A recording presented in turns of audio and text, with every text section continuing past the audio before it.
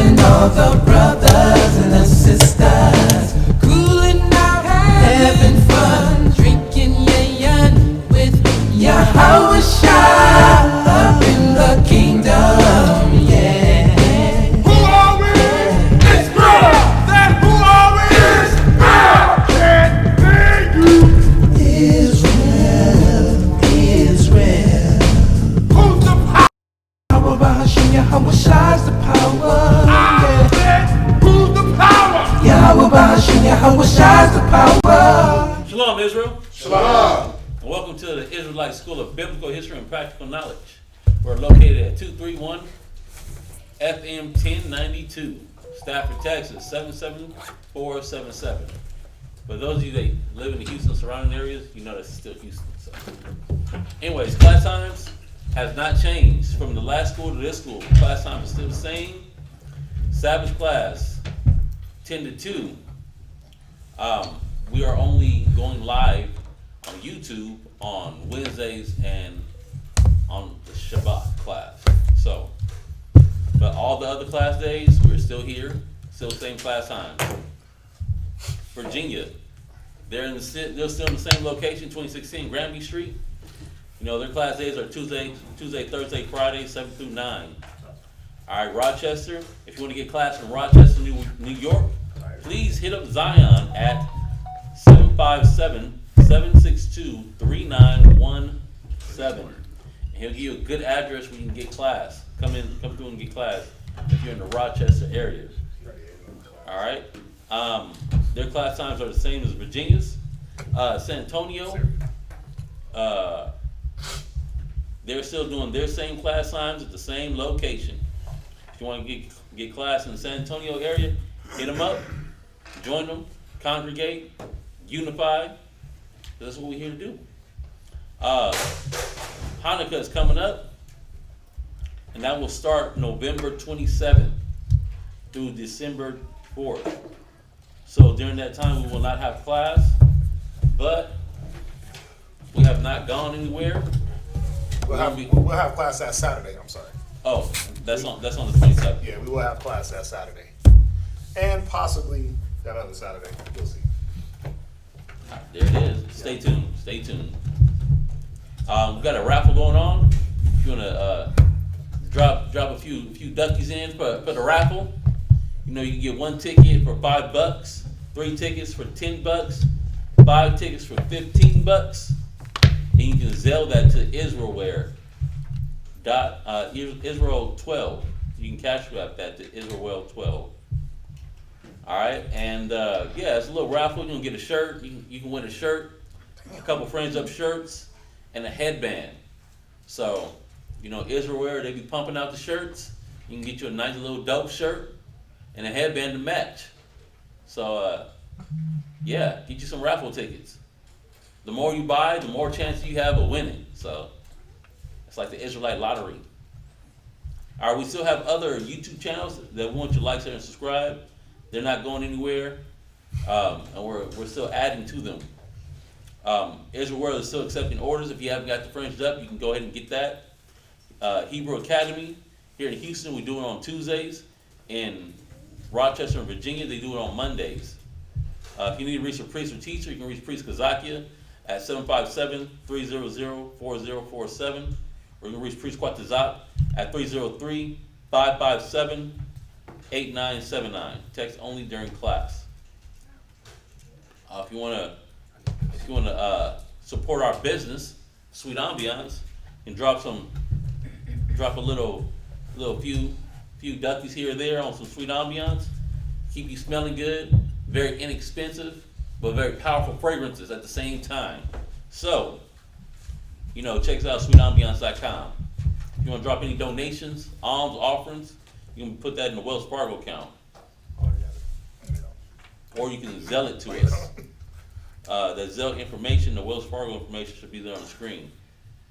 If you want to send some items to us, please hit up Priest Quatazat, and he'll give you a good address where you can send these items. Other than that, that's it for the announcements. It's a continuation. It's the part 2. It's the next episode. that y'all have been eagerly waiting for, a part of the class from last week. Wow, are we done? Oh, yeah, part 2. Oh, yeah, I'm sorry, we were talking about how YouTube switched everything up. But, yeah, so, y'all see the title of the class. It's, what's the title of the class? How America did last week. Well, we went through how the nations, how Esau used our wealth against us, right?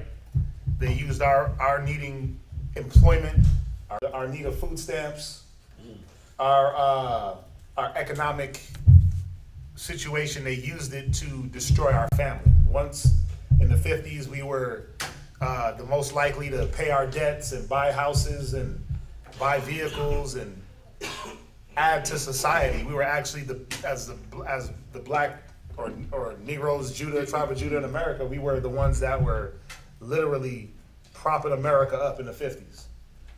Our economy was worth about 15 billion as a whole. We had assets in banks. Well, we had about 24 banks. We had about 13 banks, 27 institutes to borrow and get loans, right? Something like that. We had our own newspapers. We had a radio station. So the black economy in the 50s and 60s was that middle class economy that America wanted to be able to benefit from, but they also had to destroy it because of what the implications that the black nuclear family was going to have. And there was parts that I didn't go into. There was things like, who was funding Martin Luther King and Malcolm X and the Black Panthers. Who was funding that? Who was a part of that? Mm-hmm. It was those same black families that was getting that money in the steel industries and working in those industries. So they had to topple that in order to destroy some of these black power movements. And in doing that, they systematically removed the man out of the home and replaced him with food stamps, Section 8, feminist movement, homosexuality, another woman. And all you gotta do is look at today. What has the man been replaced with? Everything. The government is now the husband to a lot of these women in America. He's the husband. The government is the husband. Uncle Sam? Uncle Sam is your uncle and your daddy. Right? So we ended off last week, because remember, we said there's going to be 3 parts. We ended off last week talking about, the last one we went into was the feminist movement, abortion, the pill, and then we started talking about the marriage rates, right? 80% of black families in America during the 60s were married, right? 80% of households had mother and father. Fast forward to this day, it's about 40%, right? We went into that. So go to Isaiah 32:7, go back to Psalms 83, and let's start, and we're gonna fast forward a little bit into now, away from the 60s to 70s, we're more now in the 80s, 90s, and present. And what's happening with the black family now? What is the black family? What does the black family consist of right now? Anybody? A mother and Okay. her children. A mother and the children, right? That's it. It's a mother and the children. It's the black family as you know it, and what's being promoted is a single mother and her children. There is no father being promoted in the black family. Really, let's be honest, that's not being promoted across America. Mm-hmm. To be honest, they're really pushing this single woman, one woman household driven system. And they're taking out all the men, and they're coming with these statistics. You know what's sad?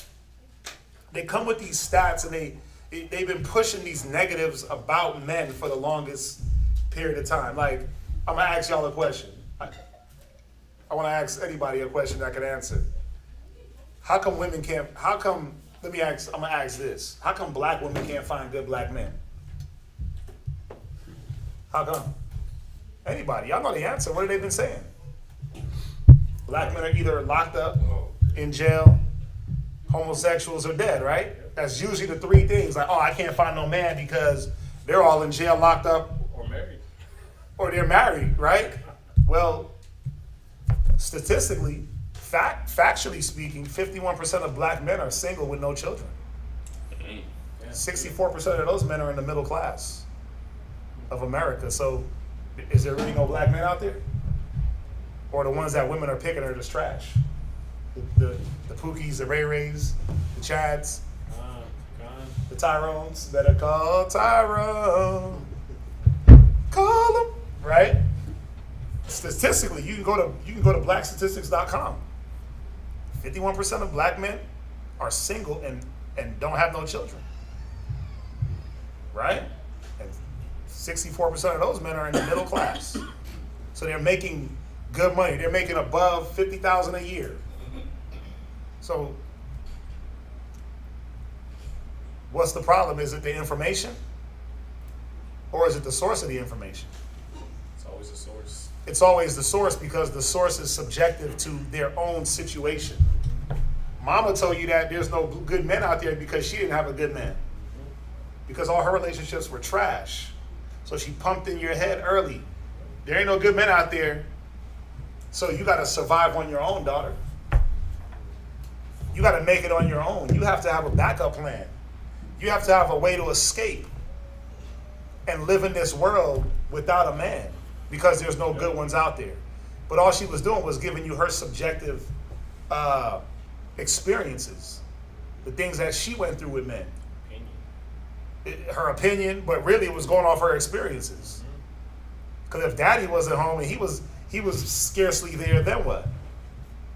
Well, you just got to think about it. There's a tendency to go back and repeat the cycle, even in a lifetime. How many people went through the same relationship nonsense? You got the friends they'll pick the same type of guy their whole life, and he's just an abuser. Or they'll pick the same kind of girl their whole life and wonder why they're getting cheated on. Yep. Right? But think about it. But then they come back and say, well, there's no good people out there. Yep. Well, no, you're picking wrong. So read Isaiah real quick, and then go to Psalms. Isaiah chapter 32 and verse 7. The instruments also of the cherub are evil. Right, so just going back to the point of the class about the instruments that the foolish and the churl and the wicked, the things that they've used to destroy our families. Go ahead. He devised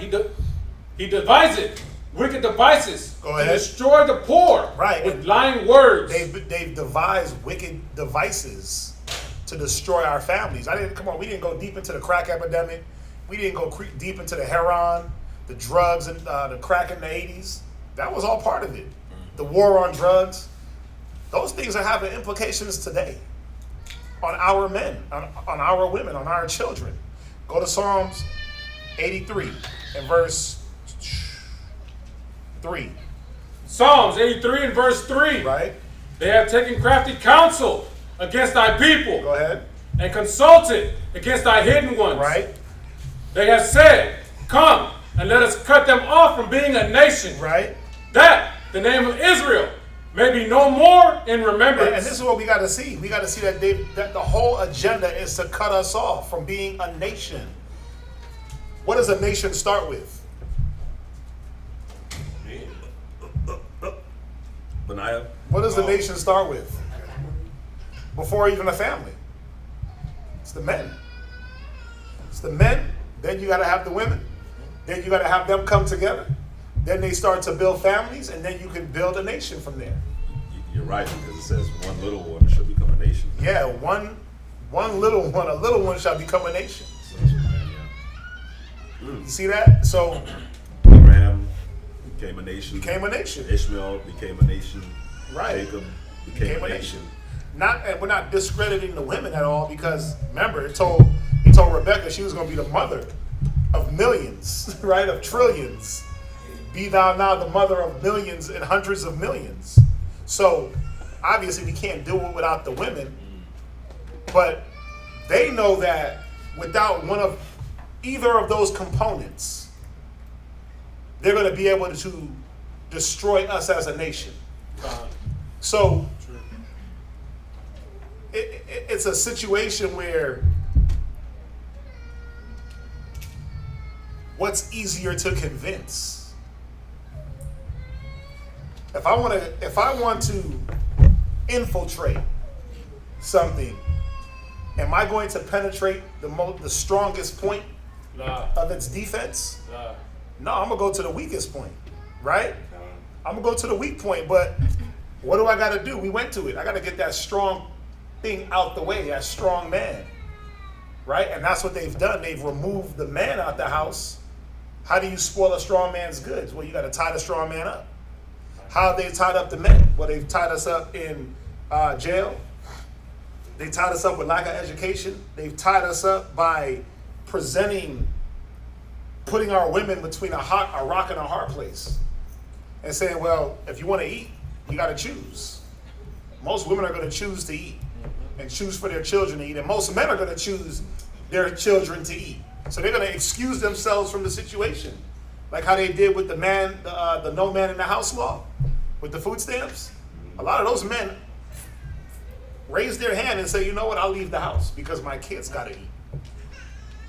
You see that? They put our people in a hard place, knowing that if you can break down the family, especially the black family, there is no movement. There is no black power. There is no brown pride. There is no releasing them out of slavery. Right? So go to Isaiah 49. So this is what happens. After, we go through all these, the men out the house and the food stamps and all that stuff. Well, what happens? Well, the man is out of the picture. Now it's the woman and the children left to themselves. But now this woman has to provide. This woman has to provide. She has to bring the stability on all fronts, emotionally, physically, economically. So what does mama got to do? Mama got to go to work, right? Mama got to go to work, but in her pursuit of work, think about it. $5.95 an hour ain't gonna support 5 kids. Yep. $7.25 an hour ain't gonna support 5 kids. So what does mama gotta go do? Yep. She probably gotta go to work. 2 jobs. Probably gotta go to school. Probably gotta hit 2 jobs and go to school. She has to now fight to educate herself to a level where she can make a substantial amount of income to cover for her and dad. But what tends to happen when mom is consumed in job and school? Neglection of the kids. Neglect of the children. Yeah. Now I can say this. We've all been a product of that.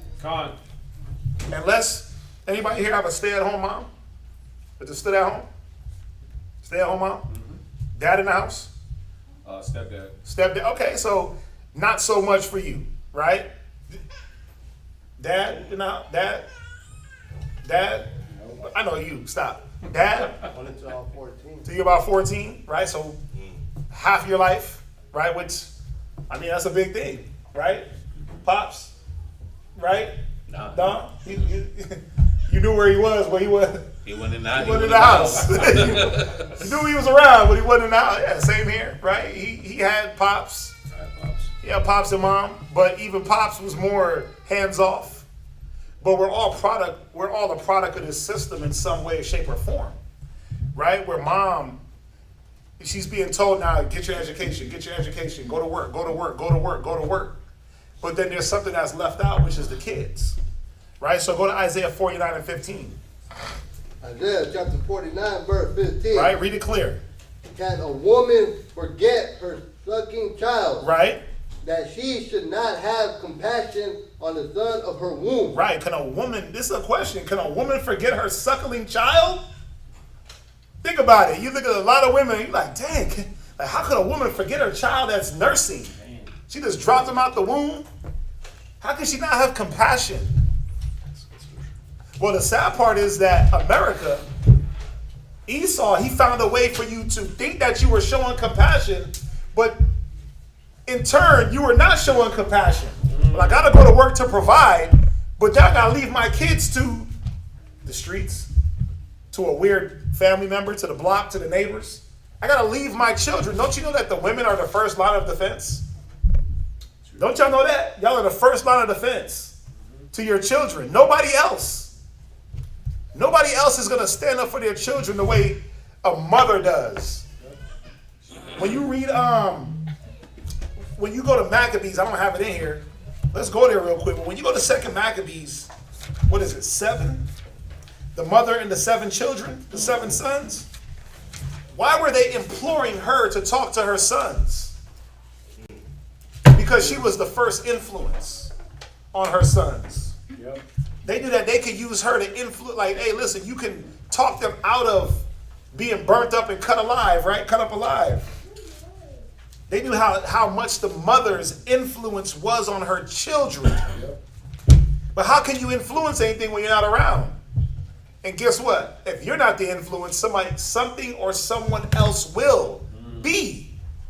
So that's the problem that our women, Israelite women, have been faced with. Go get educated. Go get a job. Go do this. Go do that. You don't need no man. Don't worry. We'll take care of you, sis. We'll take care of you, sis. Look, we'll give you these food coupons. We'll give you this TANF, this Section 8, a little bit of WIC, little after-school programs, right? We'll even, listen, we give you half daycare half off. But in all of that, what's going on? Well, someone else is stepping in for mom.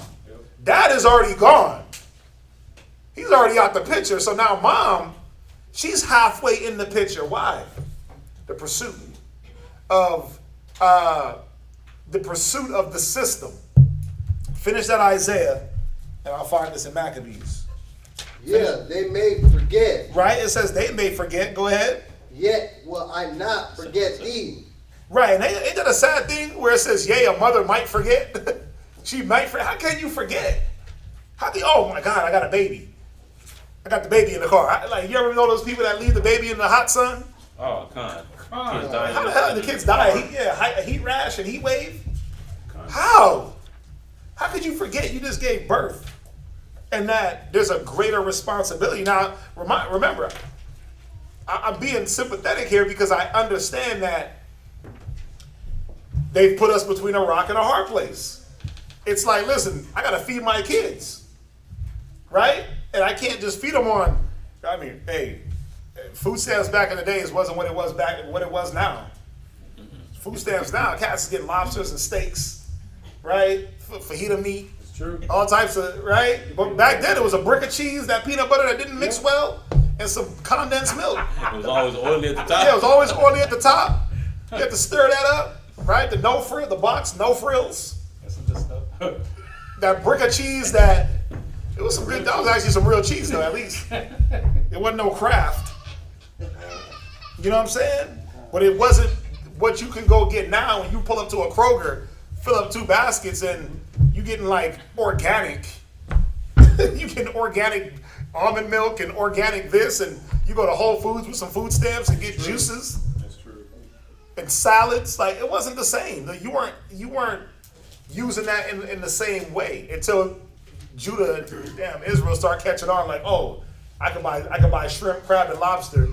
We can buy lobster tails with the food stamps. Ooh, we're gonna get lobster tonight, surf and turf, right? You get $21 steaks and big pieces of salmon. I'm serious, man. Where do I want to go? Right, go to 2 Maccabees 7. Let's see here. Go to 7:20. 2 Maccabees chapter 7 verse 20. Right?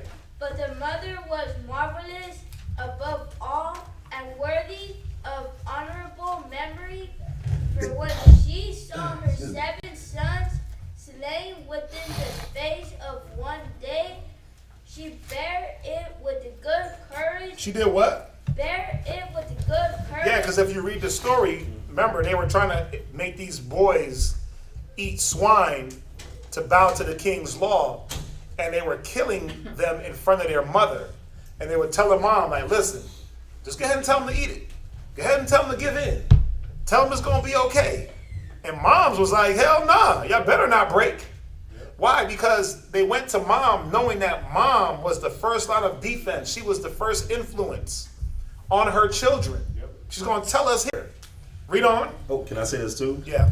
You know, I was watching this thing on, the whole Young Dolph situation, and there's a lady from First 48, and I guess they hired her to be on the case. Okay. And this Judite lady always gets the men to snitch and tell her everything that went on in the crime. Damn. And they was talking about how this Judite lady, she's always like, I'm gonna call your mom. I'm gonna get your mom on the phone. And she'll be like, she'll call the mom, and then the mom will come. And then the mom will be like, just tell the truth, baby. Yep. It's gonna all be okay. Just tell the truth. Did you do it or not?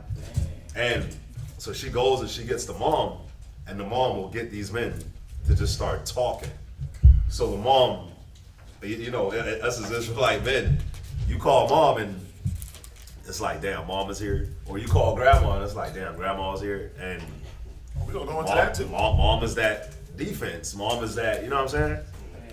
Mom can get you to break. Mom can get you to lie even and say that you did it even though you didn't do it. Well, it's because mom was supposed to have that first influence. Mm-hmm. You were that suckling child, that bond, that connection, that breastfeeding baby. Right when you first came out the womb and she sniffed you. Right when she held you close to her chest, every time she did that, you built this unspeakable bond that Esau knows is there. The scriptures tell us is there. Right? But see our problem is that we forget that it's there. Remember, he said, can a mother forget her suckling child? Then he comes back and says, they might forget. Like how? Well, that's the negligence of our people. That's the negligence. And because, you know why this is important? Because it's one thing to be forced into a corner and say, you know what, these are the cards that they dealt us. But it's another thing to choose this.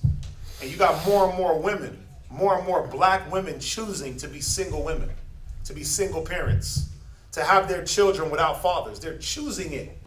Like, oh yeah, I got enough money saved up so I can just get pregnant and be by myself. Mm-hmm. You got women saying that. Why? Because they've been pushed in this get your money, boss, you don't need a man. But watch when I go through these statistics. It's gonna blow y'all's mind. I'm turning into a stat guy. Because you can't refute statistics and numbers. So, read on. Because of the hope she had in the Lord. Right. She exhorted every one of them in her own language. Go ahead. Filled with courageous spirit. Right. And stirring up her womanish thoughts with a manly stomach. Go ahead. See that? Her womanish thoughts, but with a manly stomach. She knew she had to stay firm and bear what was going on. She couldn't let her emotion take over. Yep. Her womanish thoughts, but with a manly stomach. So she didn't let her emotions overtake her. Read. She said unto them, right? I cannot tell you how ye came into my womb, for I neither gave you breath nor life, neither was it I that formed the members of every one of you, but doubtless the creator of the world, who formed the generation of man and found out the beginning of all things, will also of his own mercy give you breath and life again. As ye know, regard not your own self for his law's sake. Mm-hmm. Now, Antiochus. Right. Don't regard yourself. Think about something greater than yourself. She was exhorting her sons to not fold to the system. That's awesome. They were literally dying in front of this woman. They were being ripped to pieces. Just read the story when you get a chance. They were literally being dismembered piece by piece. An arm here, a foot here, a tongue here, until they were burnt alive. And she pushed these boys, right? Yeah, it's not like she was saying, "Oh, baby, don't worry about it. God is gonna forgive you. Don't worry. I'm gonna look out for you. Mama's gonna make it okay." Nah, she was like, "Y'all man up and take it." And she took it within herself, having to watch that. Yep. You know, Powerful story. it is a powerful story, man, because when you look at it too, you ever seen like a murderous person murder, like, say I want to get you, right? And I want to make you feel pain. What I'll do is I'll kill your family and leave you alive. I might do it in front of you, right? And leave you alive so that you can live with it. You know what I'm saying? So not only did she urge them to go through this, but then she had to live with it. She had to watch them go through it, and then she lived with it. You know what I'm saying? Yeah. So she went. That's one part that she went through too. Jump down to verse 27. But at least you can live with my it. bad.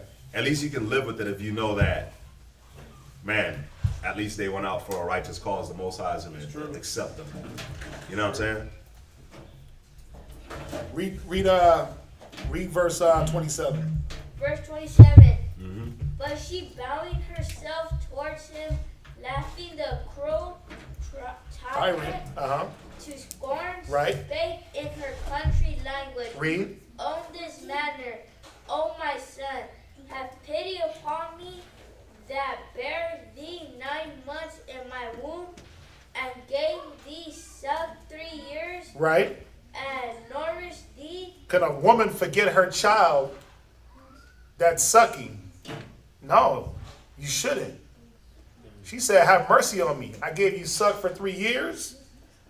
I bared you in the womb for 9 months. Go ahead. And brought thee up unto this age. And brought you up until this age, showing what? She never left her son's size. I mean, it's fair to say that they weren't like little boys. Yep. They had to have some age in them for them to be used to influence. Yeah. Go ahead. And endured the troubles of education. Endured the what? The troubles of education. See, and this is the part that I wanted about her enduring the troubles of education. But what does that mean? In order for her to do that, where did she have to be? She had to be right there with them, educating them. Going through no, son, listen, son, we're going to teach you how to read, son. We're going to teach you how to write, son. We're going to do this, son. Discipline, son. She had to be the influence over their life. Nothing stopped that. And see, the problem with our situation with our women is, I'm gonna say it again, they're not burning your children alive these days. Now you're willing to do this. You're willing to go toss your children into that machine to get that come up, to get that paycheck, to get them papers. Yep. We're gonna talk about them papers. So If I can say one thing on the education too. we're gonna get there. Read Isaiah 49 real quick, and then we're gonna slide right into that next point. Yeah, look, that's the next. Just read this Isaiah 49:15 one more time. It's a very important scripture. Isaiah chapter 49, verse 15. Right? Can a woman forget her sucking child? She shouldn't. A woman shouldn't forget her suckling child. Go ahead. That she should not have compassion on the son of her womb. Go ahead. Yeah, they may forget. Right?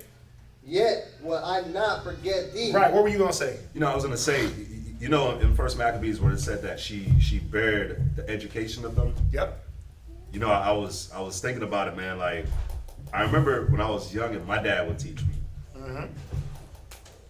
My dad, you know, as his man, like teaching little kids. Our patience, It's not all the way there. it's not all the way there. So it was like, my dad didn't become a good teacher for me until like I became of age. You know what I'm saying? Like at 12 and, you know, coming up. But as a woman is a little bit more, it's in their nature to be a little bit more compassionate and to have that tenderness. So when they're like dealing with like kids, toddlers, and you know, and they're coming up, it's good for a woman to be around to teach them because, you know, they're a little bit more compassionate. They gonna, you know, You're gonna have that level of patience with them. level of patience, level of love, level of tenderness when they're not getting it. Whereas the man might be like, why the hell you not getting it? Yeah. Might snap a little bit faster, you know. But then, when you know, of course, once they get to a certain age, then yeah, it's like, here, you need that. You need that dad love, that dad teaching. But you know, I'm just thinking back to when I was young. Like it was, because I remember when my dad was teaching my mom how to drive. He didn't have no patience Lose with it on her. And I'm like, she don't know how to drive. And then with me, he never taught me how to drive, but I just remember him teaching her how to drive, and I was like, damn, he's heavy-handed. Yeah. He don't got the patience with her. You could just tell. The expectations that he had for her, she wasn't meeting it. But she didn't know how to drive at all. She's fresh from Jamaica. So It's like my mom. My dad was teaching her how to drive, and she said my mom never learned how to drive ever. She said she didn't learn how to drive because of my dad. yeah. Because he was too hard on her.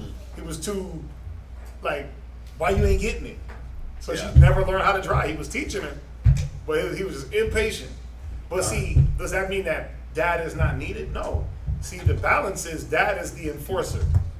He's the okay, after all the smooth words and kind talk don't happen and don't work, now we got to bring dad in to do what?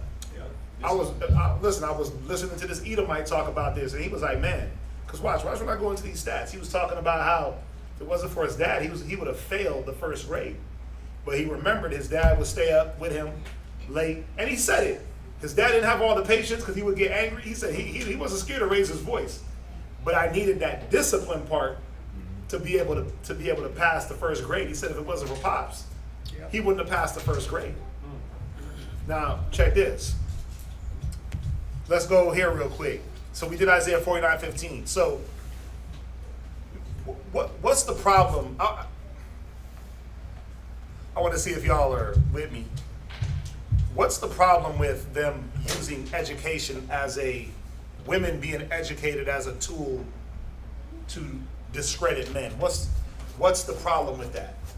Or does anybody see a problem with that? Say it again.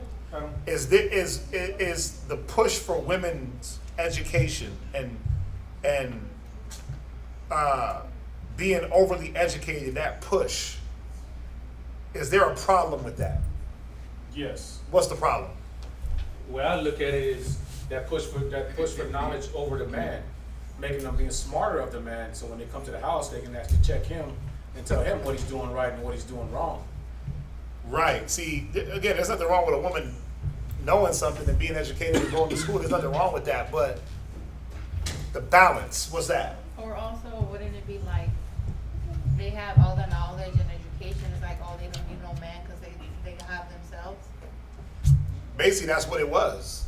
The whole push in the 80s and the 90s, 2000s for women, go to college, get your education. Don't worry about no man. Go to college, did you hear that? Did you ever hear that? Go to college, get your education, don't worry about no man? No. What'd you hear? I want to know.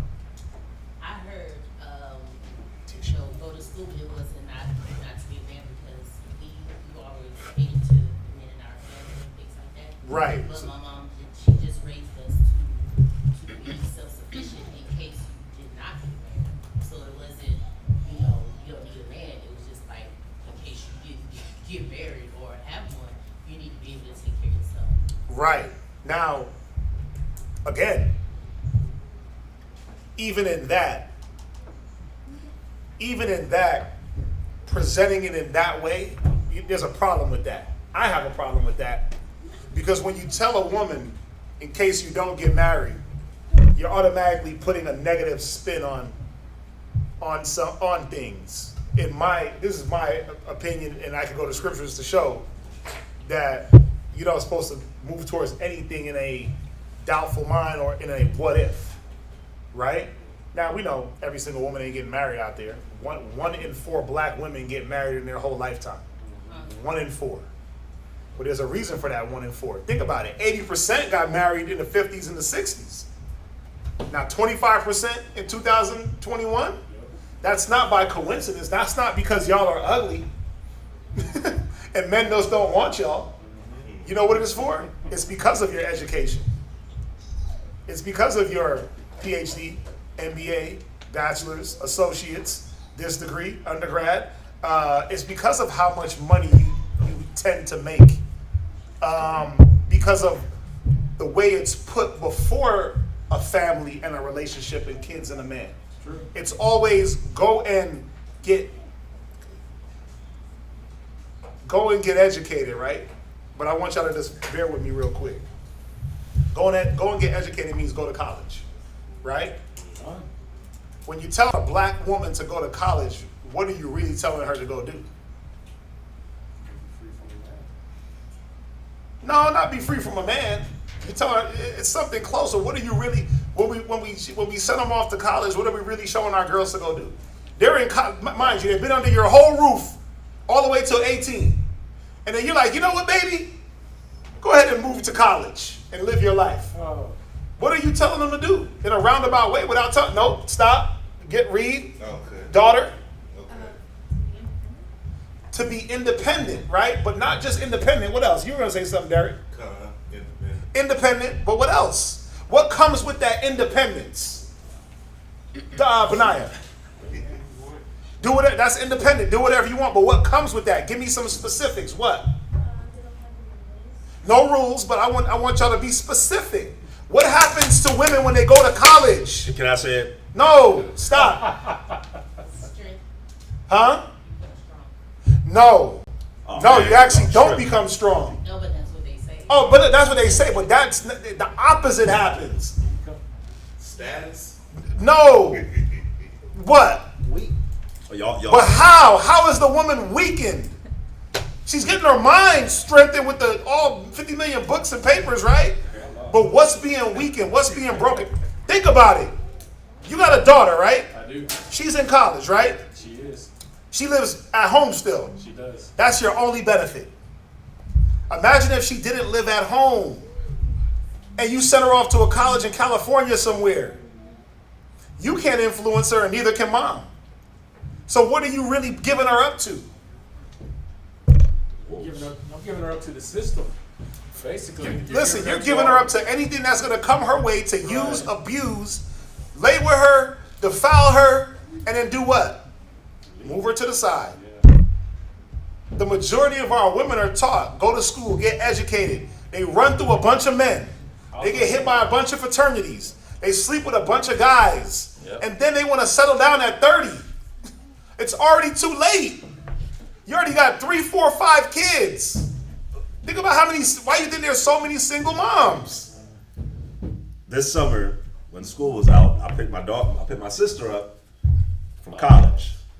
And I remember when I picked my sister, I was telling them. Oh yeah, he was telling. Oh my gosh, come on, It was my bring it out. first time like on a college campus seeing dorms, right, and being inside dorms. And I was walking through. I was like, I would never send my daughter here, because first of all of them, they walk around like hoes. I'm just keeping it real. There was not one modestly dressed college girl. Because what parents? All of them. That's true. You know how like when you see an Edomite walking in the mall, or a young Edomite walking in the mall, or just out and about, and she has on these shorts that are so short, and then she just has on a shirt over it. You know, you're like, Does she got something on? Does she have something on her? Yeah. Yep. That's all you saw in college, except the shirt wasn't short. The shirt had the belly out, whether they were fat or whether they were skinny, and everything was just tight. And then I was walking through. I was like, I could never send my daughter here because I already know what happened. And I was like, your daughters, they'll be in rooms with other girls, but then you have men that's around, and they could just go next door. They can go downstairs. I was like, man, this is crazy. Think about it. When we spend so much money and send them out, and they go there, and it's crazy, man. It's just crazy. The college life is crazy. The college life is about. And it's a lot of drugs that's running through there. It's about. It's a lot of partying, a lot of alcohol. So they go and they do it, and it's like, yeah, they're getting an education, but then spiritually, they're done. Spiritually, they're getting destroyed. You know, I'm glad you said that too, because that's what I was thinking. They get destroyed spiritually a lot, and shoot, truthfully, even men get destroyed spiritually there too. But more so women, because they're the weaker vessel. They're accepting all these different doctrines through their basics, and then even going into their degree of choice. They're being pushed on learning these different philosophies, and when they start grabbing onto that more than to this, well, they don't have no one to steer them and say, hey, no, you need to do more this way versus that. Like how Quadzab said, the benefit of your daughter being at home is that she's at home and you can counsel and you can help direct her mind. But if they're off in the dorms, well, who's going to direct their mind? Billy in the dorms across With the hall? with a sack of weed, a bottle of Henny, and no condoms. God. That's what he's doing. That's what he's doing. Let me just feel on you. Mm-hmm. Let it feel on you, turn to something else. Next thing you know, she drops out of college and she's pregnant.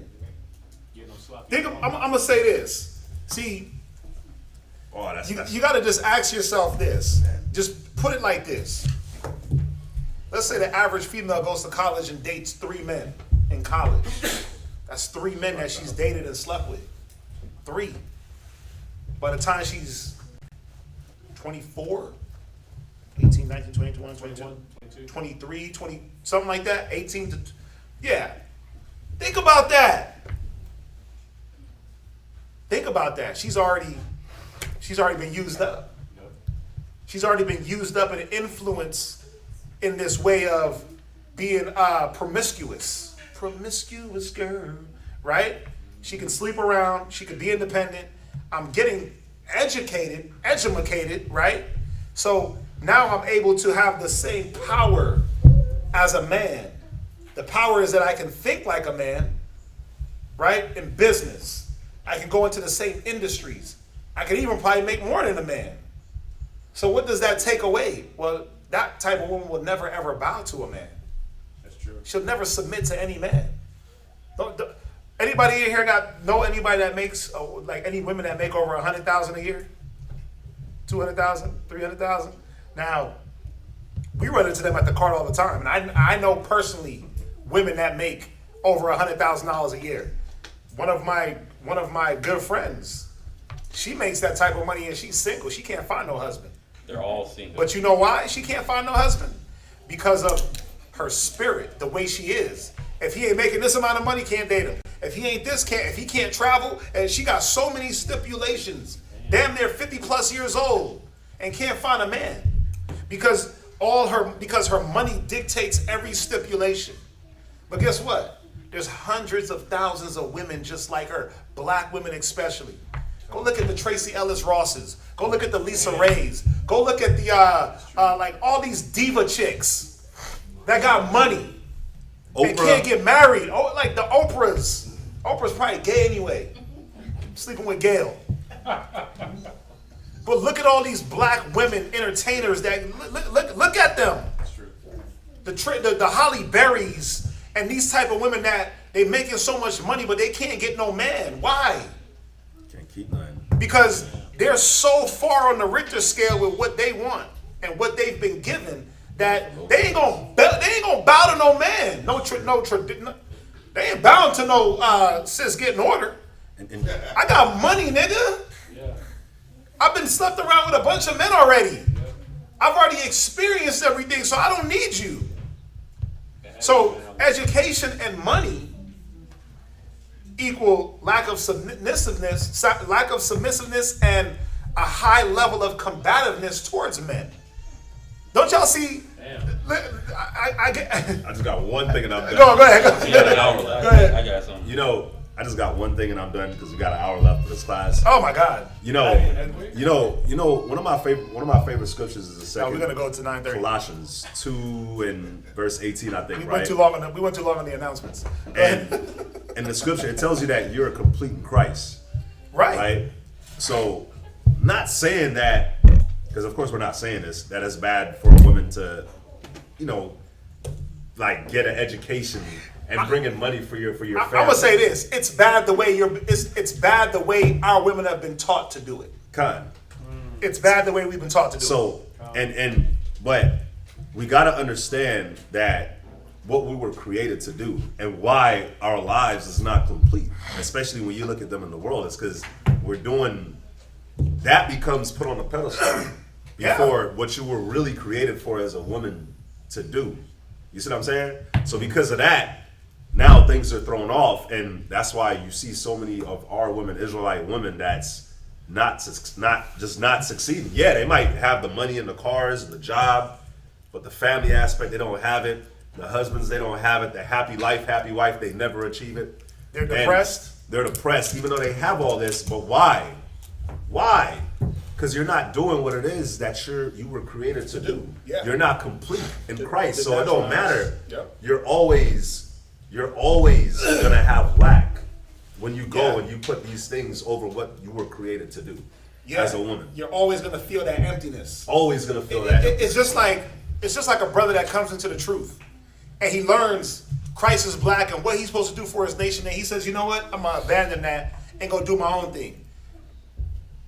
He can cap and lie all day, but there's always an emptiness there, knowing that I'm not fulfilling what the Most High proposed me to do. You're never fulfilled. It's like us going back in the church right now. You're gonna sit there, you're gonna get the same word, but there's gonna be a little slight hole. And you're gonna be like, damn, why do I have this hole? And if I can just say this to finish up, like with what you're saying, when a woman's mentality is, but why isn't the house happy? Well, the house isn't happy. She provides everything for my sisters. She's not teaching them how to be women. So now my sisters Or wives. So now my sisters, they grow up, and there's certain things that my mom was taught, because my mom had a stay-at-home mom, but my sisters ain't taught that. And my dad, he always complains about how she's not this mother like how her mother was. Nope. My dad is always like, man, your mom will get up and do this and do that and make this and make that. You don't do that. Nope. You know what I'm saying? And it's always the same complaints from him. But what is she doing? Oh, I gotta work these 2 jobs. I'm tired. I can't do my womanly duties. My dad was at his happiest when she had hurt herself at work and couldn't work for 2 months. Because she was at home all the time, made him breakfast, made him dinner, and he was just happy. The money flow wasn't the same, but he was happy as hell. Because it shows it's not about that. Exactly. Now, let's get into this real quick. And I'm done. I just want to show y'all some of these stats. Now, there's this thing, I've been hearing this thing out there, black women are the most educated. Black women are the most educated. That's false. And the reason why I'm bringing that out is because they use the education as a reason to not pursue a family structure. Right? Now let's hit these stats. 51% of white women have degrees. 51%. 36% of black women have degrees. I want you to remember this. 51% of white women they've graduated college with a degree. Only 36% of black women have a degree. 44% of white men have degrees, but white people marry at a higher rate than black folks. Do y'all know why white people go to college? Specifically white women? They go there to what? To get married. Thank you. They go to college to get married. It's facts. White people go to college to get married because the institution of marriage is still an important thing. They understand. This is how we build. This is how we keep wealth. This is how we keep our damn children sane. Wait till I go into these stats. Y'all are going to be like, what the? Because I was like, what the? Right? Check this out. 2009, let's see. 2009 data from the U.S. Census Bureau found that nearly 40% of black women ages 34 to 39 have never been married, compared to 14% of their white female peers. See how the disparity, 39% to 14? So you can't use education like, oh, I ain't getting married because I got to get my education. Yeah. 51% of white women got education more than y'all, but they get married more. Why? Because the placement on education is still on the back burner to family, husband, children. Can I say something? Yeah, what? And the ones that do get that education, they use that education as a means to put down the man and say that you're not worthy to be with me. Yeah. They use that as an instrument to say that I'm above you, and keep that man below. No matter he could be because there's white collar workers and there's blue collar workers. Blue collar workers and get their hands dirty, they working. White collar workers, they might be more analytical in the office more of the time, and because they feel like they're more on the white collar level, they won't deal with the blue collar level worker. You're beneath me. You're under me. because I got this degree and you got a certificate. Oh, certificate, you gotta reapply for that. You gotta redo that. A degree, I keep it for my life. You know what? I'm gonna look for better. I watched this video. I'm talking real quick.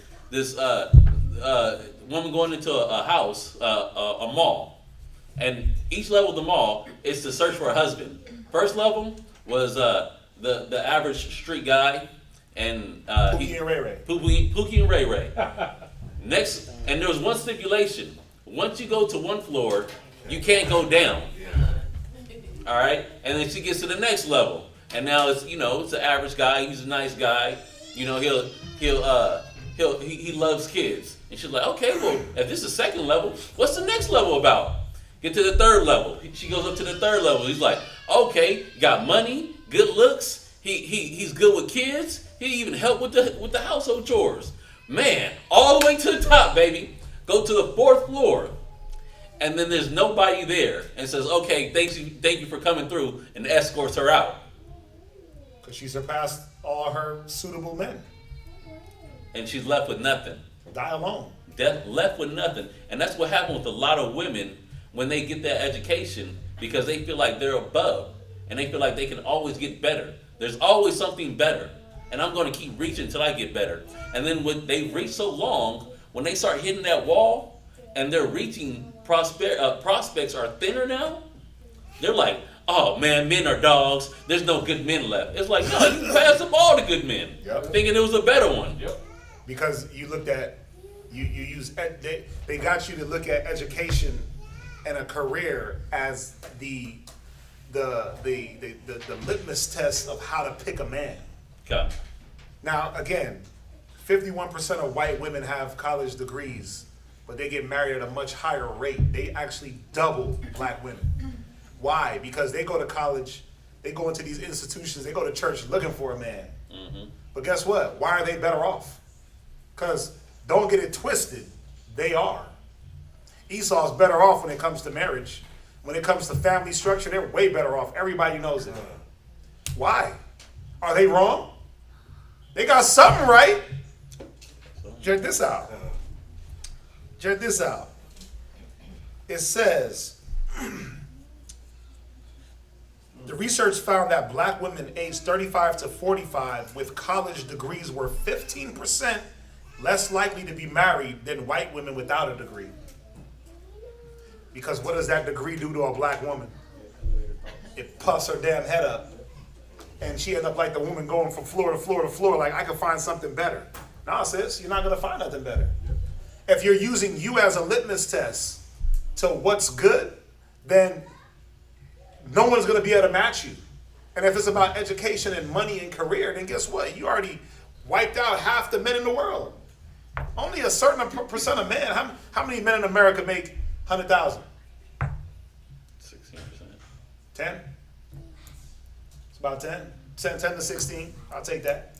How many men in America make 500,000 and above? That's 1% of men. That's 1% of men. Not just black men, but men.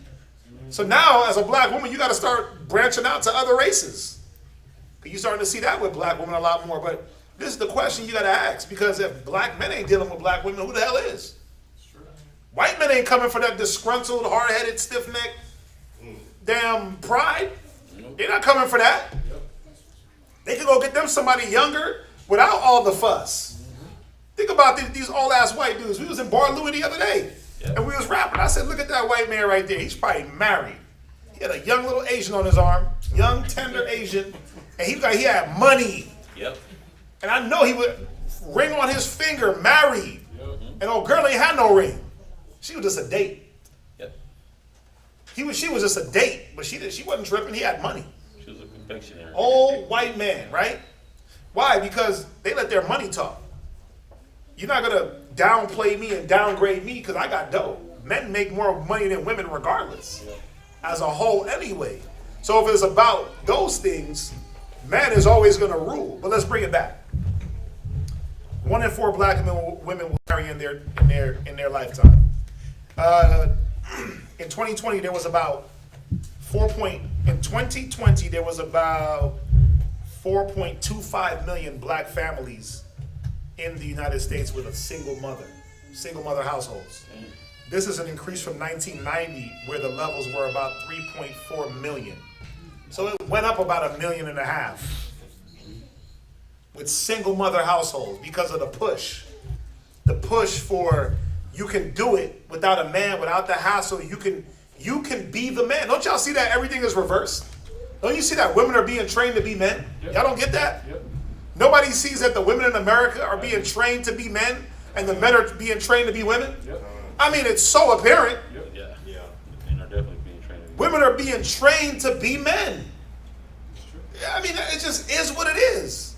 So how can you, if you don't know how to be feminine, if you lose that feminine side of you, if you lose that nurturing side, why would you even want to have children? A lot of women don't even want to have children. I'm not a nurturer. What the hell are you talking about? By nature, you're a nurturer. By nature. It's a natural maternal instinct. No, I'm just not a nurturing person. But because you've been taught to be a man. You've been taught to be a man. You've been taught to be masculine. So, next point. After the woman is pushed for the education, she was pushed into career. Remember, the kids are still there. The woman is there with the kids are suffering, the woman is suffering, struggling black families, struggling single family households, single mother households. What starts to happen? Well, there becomes this tone of hatred towards the man. Well, we're in this situation because your daddy is not here. What do the kids start to do? They start to hate their dad because they see their white counterparts. They're living good. They got nice shoes on. Listen, I was a product of this. I used to go to school with the little white Italian boys, and they had brand new J's on. They had the starter backpack, starter this, starter that. They had so much stuff. They was giving me stuff. Yeah. And I was jealous as hell. Like, damn, how y'all getting all this stuff? Oh, my dad got it for me. Oh, my dad. That's all you heard. Oh, my dad. My dad. I'm like, your dad? You got a dad? What's that? What is that? Right, what is that? You got a dad? And they were cool. Like, they invite you to the house. You meet their dad, meet their mom. Like, dad, you got both parents? I don't know what that feel like.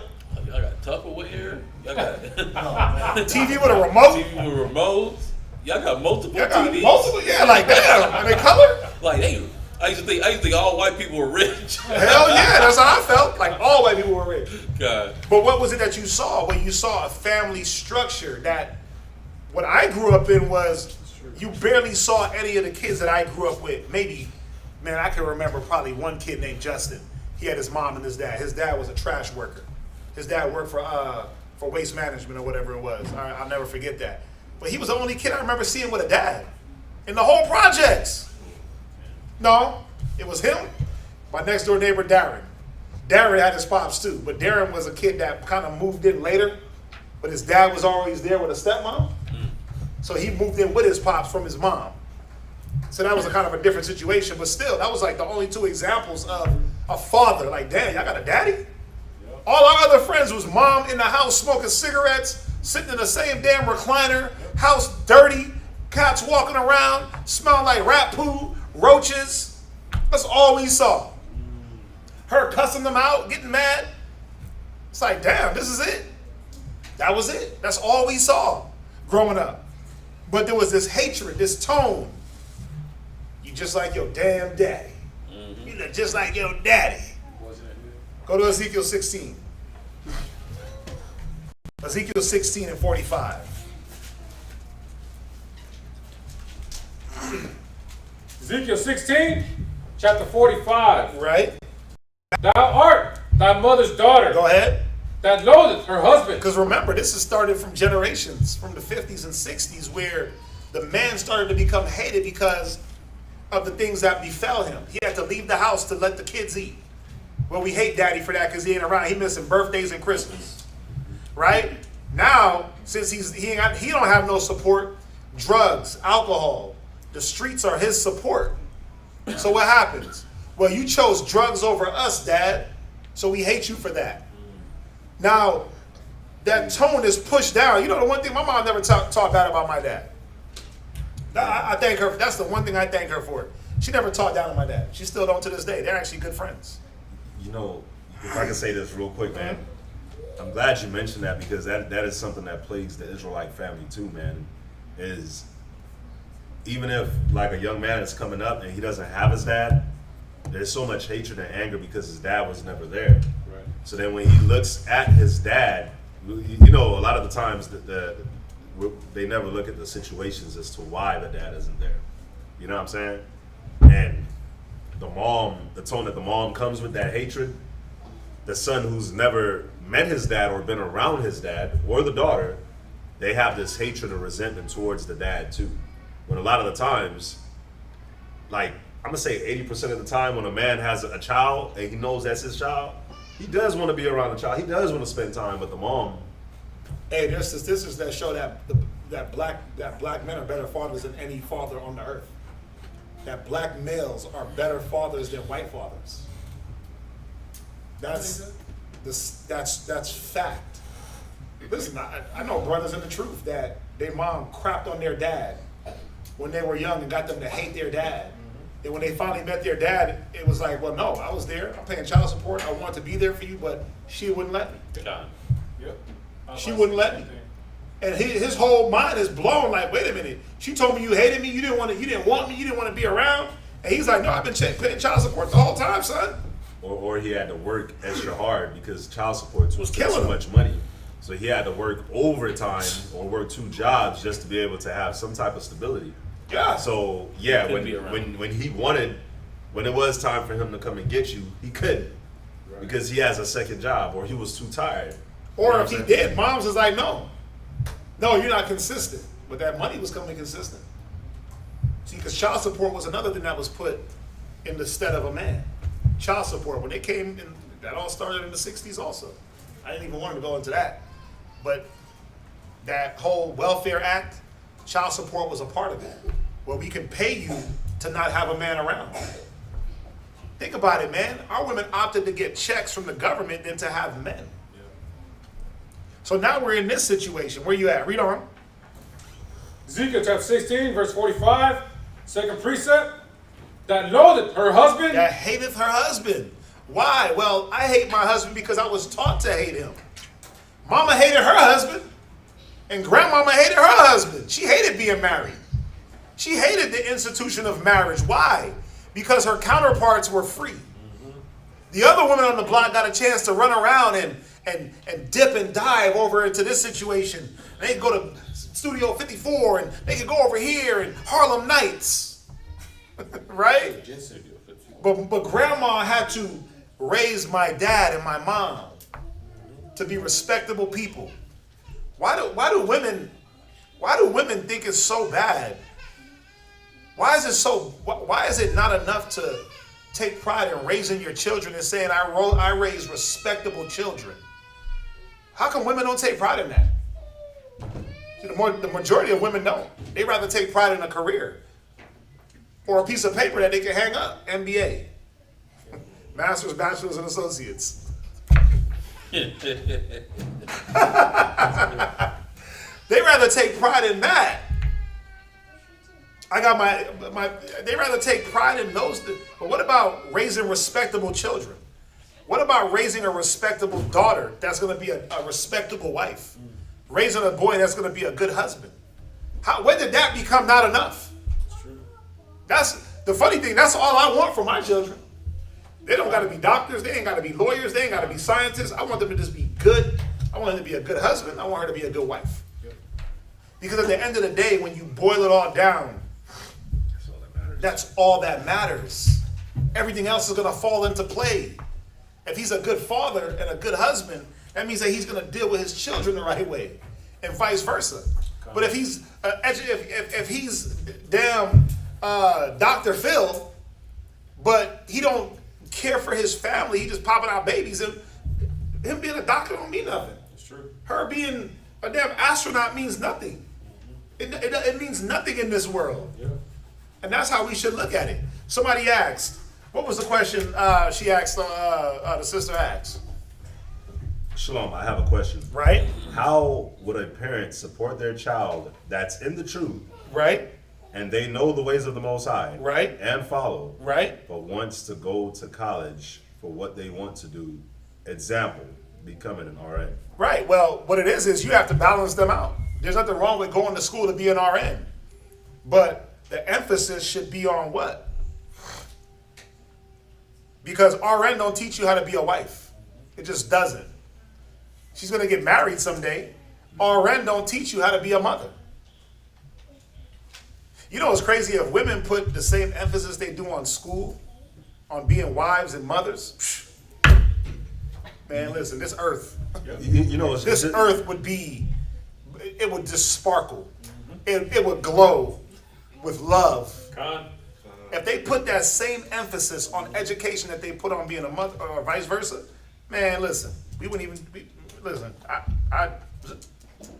you know, it's just like I was saying earlier, man. Like we're moving. Our mentality is not in the mentality of what we were created to do, and our objectives and our priorities is out of whack. You know, we've been trained to chase the bag. Yep. To trace careers, to chase dreams, right? But if you just think about it, if my mission as a man is to have a stable family, and to teach my son how to be a man, and to have a wife that's going to be able to teach my daughter how to be a daughter, then if that's my number one priority, then everything else is just going to fall in place. Why? Because as a man, I'm going to have to provide. And then the woman, she's going to be like, okay, well, I'm going to have to do I'm going to have to make sure that everything is straight. Everything is going to fall naturally in order. You know what I'm saying? This is the thing. If your daughter don't see humility from the mother on how I can make money and still be a humble wife, then she's already destroyed. You can send her to school and all she's going to be is a prideful RN. All she's going to do is say, well, I'm making RN money. I'm going to say this. Listen, that nursing field, Esau got it so set up. You got to see what Esau does with our black women. He took our black women, our black and Hispanic women, he put them in nursing. He put them in psychology. They need the most psychiatrists, but they over there giving people evaluations. They got no bedside. Most of these nurses out here, they're young, disgruntled little 23 to 33-year-olds, disgruntled, mad as hell, upset, trying to nurse somebody. Bedside manner, a lot of them ain't got it. A lot of them ain't got no damn bedside manner. It's like, what the hell are you a nurse for? You rude and you're mean as hell. So if you're not teaching your daughter how to have humility, how to agree with men, how to be submissive to men. I'm gonna say it once again. When you read about Rebecca, she didn't just submit to Isaac. She submitted to men because that was how women rolled back in them days. They submitted to men because they were men. Not because it was her husband, not because it was her brother, because men commanded respect because he was a man. Bottom line, who did I ask the other day? It was Samakaya. She grew up with her older brother and younger brother. Guess what she did for her younger brother? She had to clear that table for all the men in her house. It wasn't, oh, well, he's the younger brother, he can do it his damn self. No, she was being trained how to agree and submit to men. See, that's the problem. We put these stipulations now in this day, like, oh, well, he's too young to be, he's too young for a woman to submit to him. No, that's the ultimate training. When you can get an older sister to submit to a younger brother in a household duty situation. Clear his damn plate. If you ain't teaching your daughter that, she gonna go to school and guess what? She gonna be like America. And if she doesn't have a mother that's showing her how to be humble, how to be submissive, because these are not negatives. That's a woman in her power. Humility and submissiveness is a woman in her power, not her strength. That's a woman's power.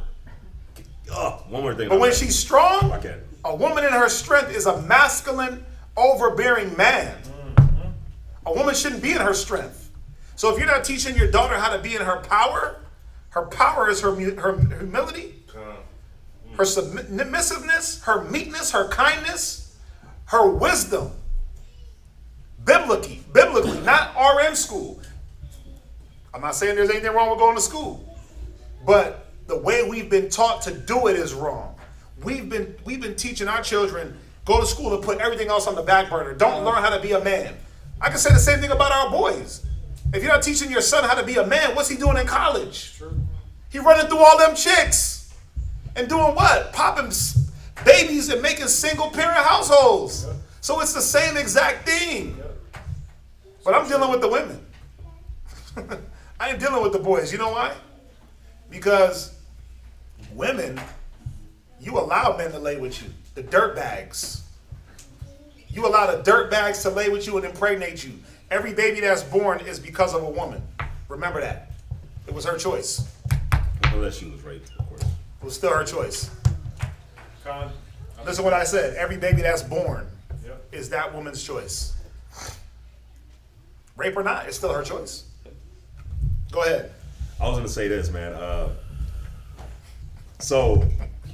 Man, I remember a long time ago we had delivered to this Arab's house, right? And there's a lot of Arab women that are like this, but this one in particular stood out. I remember her husband wasn't there. Her husband was at work. She was at home. They lived in a very nice house, great neighborhood, right? We delivered there, but when she came, head covered. Do y'all need any help? Do y'all need any help? I'm like, nah, it's two big things. We got it. We got it. We're handling it. We're handling the bed set. While we're handling it, she comes, this little plate, she sits it on top, 2 Coca-Colas, 2 waters, and 2 little snacks, because it was 2 of us. And she sits it there, and she has the kids, right? And I'm like, we're working. As soon as we're done, I look and I'm like, damn, like she didn't even have to do any of that. You know what I'm saying? Mm-hmm. But she did. But she didn't come like bothersome. She asked, hey, do we need any help? She asked like 2 times. And then she just placed it. And then when we were done, we're getting all the trash, and then she was getting the trash too. You know what I'm saying? And I was just looking at it like, damn, like this is how our women were supposed to be. You know what I'm saying? It was so dope. But guess what? These brothers can attest. A lot of Arab women are like that. A lot of Arab women are like that, and we understand, like the Muslim religion, they can go very overbalanced. But you got to see, like if you look at a nation on this earth right now, a race of people on this earth right now whose house is always in order, it's always the Arabs. It's not the white folks. It's always the Arabs. And I'm gonna give another example. And remember, they're not beheading them out here in America. Yeah. They're not cutting their heads off and stoning them in the middle of the streets here in America. So don't say, oh, it's because they're going to behead them and all that. They're not. But then look how their kids turn up. How many Arab gangbangers and Arabs be in jail? How many Arabs you see walking on Bissonnette or taking provocative pictures? You don't see that because there was a household structure. And I'm done after this. The last person that we went to today, an old Judite woman. No man, you could just tell there was no man in the house, right? When you look in there, when we went in there, she had a bar. Whole bunch of liquor over it. And she just sat there and watched her little woman show, whatever it was that she was watching. Open network. And we put the refrigerator in and we came out and I was like, yeah, she's like, that's a life. But all the liquor that you've seen, why? Because what do they do when they go to college? They get ran through. And if they're not addicted to drugs, they're addicted to liquor. A lot of women start drinking and become alcoholics in college. You see what I'm saying? And that's that's how they cope. That's how they cope. But I just wanted to give the balance of the two from what we see all the times. Because think about it, we have the Bible. This is for every Israelite woman. We have the Bible. We're God's chosen people, but you'll say you're God's chosen people, but you look at the Muslims that the Quran is the Quran, right? But you have their women that bow and submit to a non-prophet and their lives structure. But you have Israelite women that's in the truth that can't even bow to like the simplest thing that the Bible says. No humility. But we're supposed to be Israelites. We're supposed to be God's chosen people. We're supposed to be the example. How? No humility, no sisterhood, no submissiveness. Listen, you got sisters in the truth that ain't even friendly. They're not even friendly in their own house. You don't even smile. You just look like a damn aging lioness, upset, like a hyena, just upset. Friendly, Our women ain't even friendly. Yeah. They're not even inviting or hospitable. And Judite wasn't So friendly. my point is this. My whole thing is this. If it's RN school, cool. But what is that going to teach your daughter about life? When it's time for her to get with a man, what is she going to love? Is she seeing right now mama cooperating with daddy? That's the question you should be asking. Because if she knows the truth, then she should be knowing. Cooperation is just submissiveness. That's it. To submit is just to cooperate. If she knows the truth, then she should. What is she created for? Ask, why RN school? Why? What's the purpose?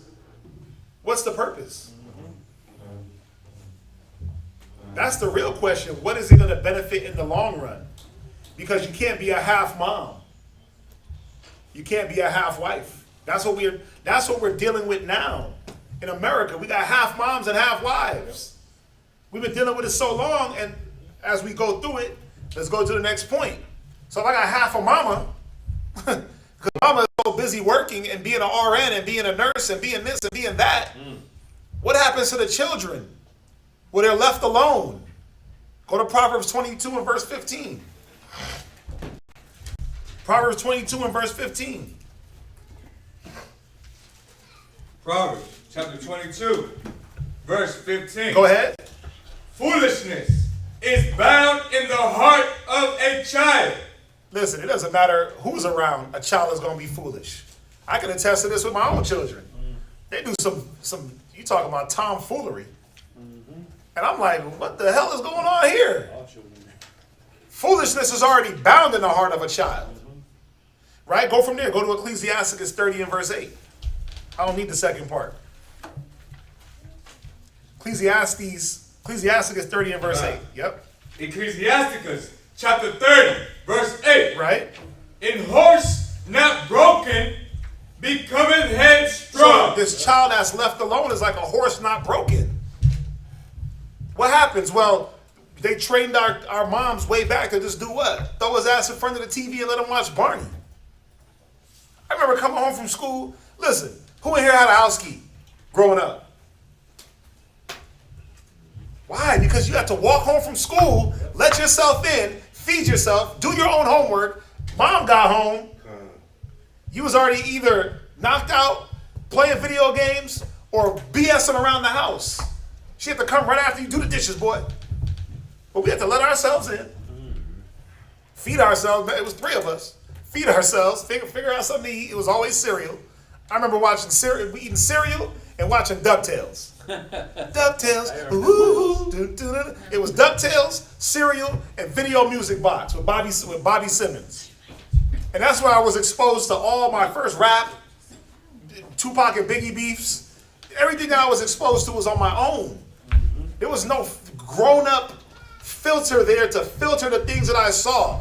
The first time I held a gun, it was me and another teen. It was a boy older than me. The first time I smoked a joint, I was not even in my teens. I was less than a teen. Yeah. The first time I seen crack, the first time this, the first time that, the first time I seen somebody shot, the first time I seen someone stabbed, it was all at pre-teen ages. Yes, it's true. And what did that do for me? Well, some of it I wanted to do. God. I wanted to play with guns. I liked the gun. Now I'm like, ugh. But at that time, man, where the revolver at? I wanted to act like I was smoking blunts. I wanted to see what that crack life was like. No one was there to break that out of me. A lot of us are a product of not being broken. There's something in us today that we're dealing with that was not broken out of us from way back, 8, 9, 10 years old. Because that breaker, the one that was supposed to break that out of you was Pops. He was supposed to break that ass, man. Moms, she gonna do it to such a level. I remember my mom tried to beat me one time and I laughed at her. I did that too, yeah. I laughed at her and she was like, yeah. And she tried to do all her strength. I was just too big. God. My mom is a little woman. And when she started breaking hangers on me and I'm just looking at her like, huh. I had to do the the fake, okay, like, I was okay. You had to fake it? She looked at me like, okay. And I was the older out of the three boys. I was the older, the older one. So the other little niggas ain't catch up yet. But what was it? Video games, TV, outside. Those were the things that they didn't break anything out of us. They actually added the things that needed to be broken in us. Those influences. I'm going to get to y'all, but I want to get through this. Read on. And a child left to himself Go ahead. will be willful. Will be what? Will be willful. Will be willful. A child left to himself is going to have a strong will towards whatever it is he wants. I want to be a drug dealer. I want to be a gangbanger. I want to be a doctor. I want to be this. I want to be that. Why do you want to be that? Well, I see this person doing it. I see that person doing it. My mom tried to shield us so much. Bruh. You're looking out that project window and you didn't have to be outside to be involved in it. Long as you could get to the window to look out and see, you knew what was up. You didn't have to be involved. All you had to do was see it to know what was going on. The fights, the shootings, the this, the that. The girls. You waiting for the little chick to come out her steps and you peeping out the window just waiting. Sitting on the heater. I remember my dad used to sit on the heater and just look out that window. Holler out the window. Woo! Right? You just holler out the window. Man, listen. The things we used to do. Just to be involved with things. Because that was our will. Some walls wasn't going to stop us. You think a lock and a chain was going to stop the thing? Listen, we passing things through the window to the neighbor. We sneaking, opening the door real soft, sneaking out. Like, bruh, come on. Mom was oblivious. Because as she starts to age, and we started to get a little bit, and we start to age, we start to get crafty. She started to get weak. She couldn't control three boys. She couldn't control us. And there was no man that was going to walk up in there and try to, what? Beat our ass? Hell nah. Hell nah. It would have been a problem. You know, everything that you're saying, that goes into this verse 9. Where you at? In this Ecclesiasticus. Go read it. Verse 9. Conquer thy child. It says conquer thy child. Now, when you look up the word conquer, that word means to indulge or pamper. When you're easy, friends, oh, it's okay. You know what? You're not gonna. Women are naturally not that hard on their children, but the man in the house was the hammer, right? Yeah, he was the breaker. He was the breaker. Now, but if there was no breaker, then that means that child was over pampered or overindulged in things. Read on. And he shall make thee afraid. Because you can't control him. You can't control her. You're afraid of the actions. The hammer was never put down. Now, not only are you afraid, but you're embarrassed by their actions. Listen, if I raise my voice in my house and people don't shiver, then there's a problem. When I raise my voice in the house, they start to tremble. I don't even have to beat nobody. As soon as I raise my voice, you see that bottom lip like, oh, what did I do? Oh, no. That's what I want. Mom's is going to come through with the, oh, baby, it's okay. Mm-hmm. That's what she's there for. To make sure I don't go overboard and catch a case. You don't kill them and start over. Yeah, make sure I don't kill nobody and end up, a statistic. She's there for that.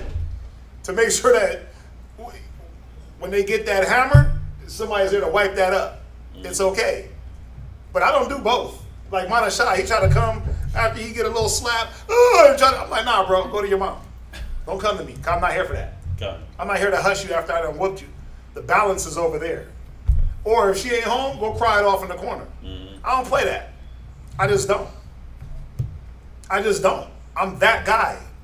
I want respect. I don't want my kids to fear me, but I want them to respect me. Just my voice. Because if I got to go around and beat all the time, then there's a problem. Yeah. Some children are yearning. They're yearning for a beating. And it's an extended break. So you can whoop them right now, leave a few marks on them. They'll heal by Monday. Yep. They'll heal by Monday. I got that one belt with the studs on it. Them belt marks be gone. Them belt bars will be gone by Monday. Some I got kids in my house are yearning for the belt. So you using You have your hand up? Oh, okay. I thought you were one yearning. I've been burning. Right? Let me hit some of these stats real quick. Let me read some of this real quick. So, this is from the Department of Health and Safety census about single mothers. This is just single mothers in America. This ain't black, white, but this is single mothers in America. 63% of youth suicides are from fatherless homes. 63% of youth suicides are from fatherless homes. 90% of all homeless and runaway children are from fatherless homes. 90%. Now, this is only from 2 years ago, so best believe all this went up about a good 2%. 71% of all high school dropouts come from fatherless homes. Fatherless children are twice as likely to drop out of school. Children with fathers who are involved are 40% less likely to repeat a grade. Why? Because father's going to get up on you. Wait a minute, you failing? Oh, you failing English? Oh, okay, so we got to take away games. We got to get more in them books. We're going to have to make sure you write, make sure you get your spelling. We're going to make sure. We're going to stay up late and go through all that. Right? Not that moms ain't going to do it, but dad is going to be the enforcer. Why am I going through this? Well, again, you have a lot of women that are literally neutering the black household by the way they approach life. It's about me, my money, my papers, my education, and everything else. Yeah, I'll get to that. But how potent are you going to be in that? How potent are you going to be when you're trying to keep up with your career? How potent are you going to be when you're trying to use your doctorates, your paperwork to be fulfilled? How potent are you going to be as a mom, as a nurturer, as a wife? You're not going to be potent. No man can serve two masters. Right? Let me read this. Children with fathers who are involved are more likely to get A's in school. Children with fathers who are involved are more likely to enjoy school and engage in extracurricular activities. I like what it says too, involved. Involved. Not just there, but involved. Yeah. 75% of all adolescent patients in chemical abuse centers come from fatherless homes. Chemical abuse, drugs, alcohol, pills, 75%. That is retarded. That's 10 times the national average. Check this out. Researchers at Columbia University found that children living in two-parent households with a poor relationship with their father are 68% more likely to smoke, drink, or use drugs compared to all teens in two-parent households. Teens in single-mother households are at a 30% higher risk than those in two-parent households. 70% of youths in state-operated institutions come from single-mother households. That's 9 times the national average. Wow, I didn't even hit y'all with this. The 90% of homeless and runaway children from single-mother households, that's 32 times the national average. Y'all see the trend here? 32 times the national average? That's insanity. I mean, you know why this is important? Because now we're getting a clear look of all those I don't need a man women that had children. Here's the proof is right here. You can't get around the facts that it's not working. Damn it. It's not working. The job didn't do it. Yep. Damn. Think about, I look at like rappers like Casanova, Pop Smoke. Pop Smoke, listen, he had his mommy and his daddy there. I knew where he grew up at. I grew up down the street from him. I knew what type of household, I knew what type of community he grew up in. That Caribbean community, it was tight. Pops went to work, moms went to work, but he was left to them streets. right? You had a cat like, remember Casanova? He tell you his mom gave him everything. She went to work. I think she was a nurse or something like that. But I think he came from a 2-parent household where they gave him everything. And he said, I turned out the way I turned out. He turned out the way he turned out because the neglect, there was no emphasis on, yeah, we're here together, but let's build beyond our jobs. A lot of people like, well, we got good jobs, that's it. Our kids don't want for nothing. Why? Because you got a decent roof over their head because they live in middle class? Well, where is the conversations? I met a little girl in First Colony Mall over here way back. And she got dough. Her dad is a psychiatrist. Her mom's a psychiatrist. Her dad is a family law. Put it like this, when they travel, they jump in a private jet. That's the type of money they got. But she sat there at the car, little old white girl. She sat there at the cart with her little black card. Haley. Her little black card. Remember, she's like 12, 13. She got $500 in cash on a black card. I'm like, why you got a black card? She's like, my parents don't talk to me, so they just give me money. My dad doesn't talk to me. I'm like, what? She's like, yeah, we have a terrible relationship. She had an 18-year-old sister, always in rehab, always smoked out. I'm like, what? She's like, yeah, they just give me money and just let me do what I want. Drop me off at the mall, let me go here, let me travel here. I'm like, really? Because they think that I can appease her with money. Like, you and your dad don't talk? She's like, no, not really. We don't really talk about too much. I'm like, she's like, he's always busy or he's never there. Here's the results, though. It's not working. It's not work. There's a reason why I brought out education and jobs. Because if it worked, then the rates wouldn't be so high. If your job can suffice for a man, if your education can suffice for a man, black, Hispanic, white, Persian, I don't give a damn.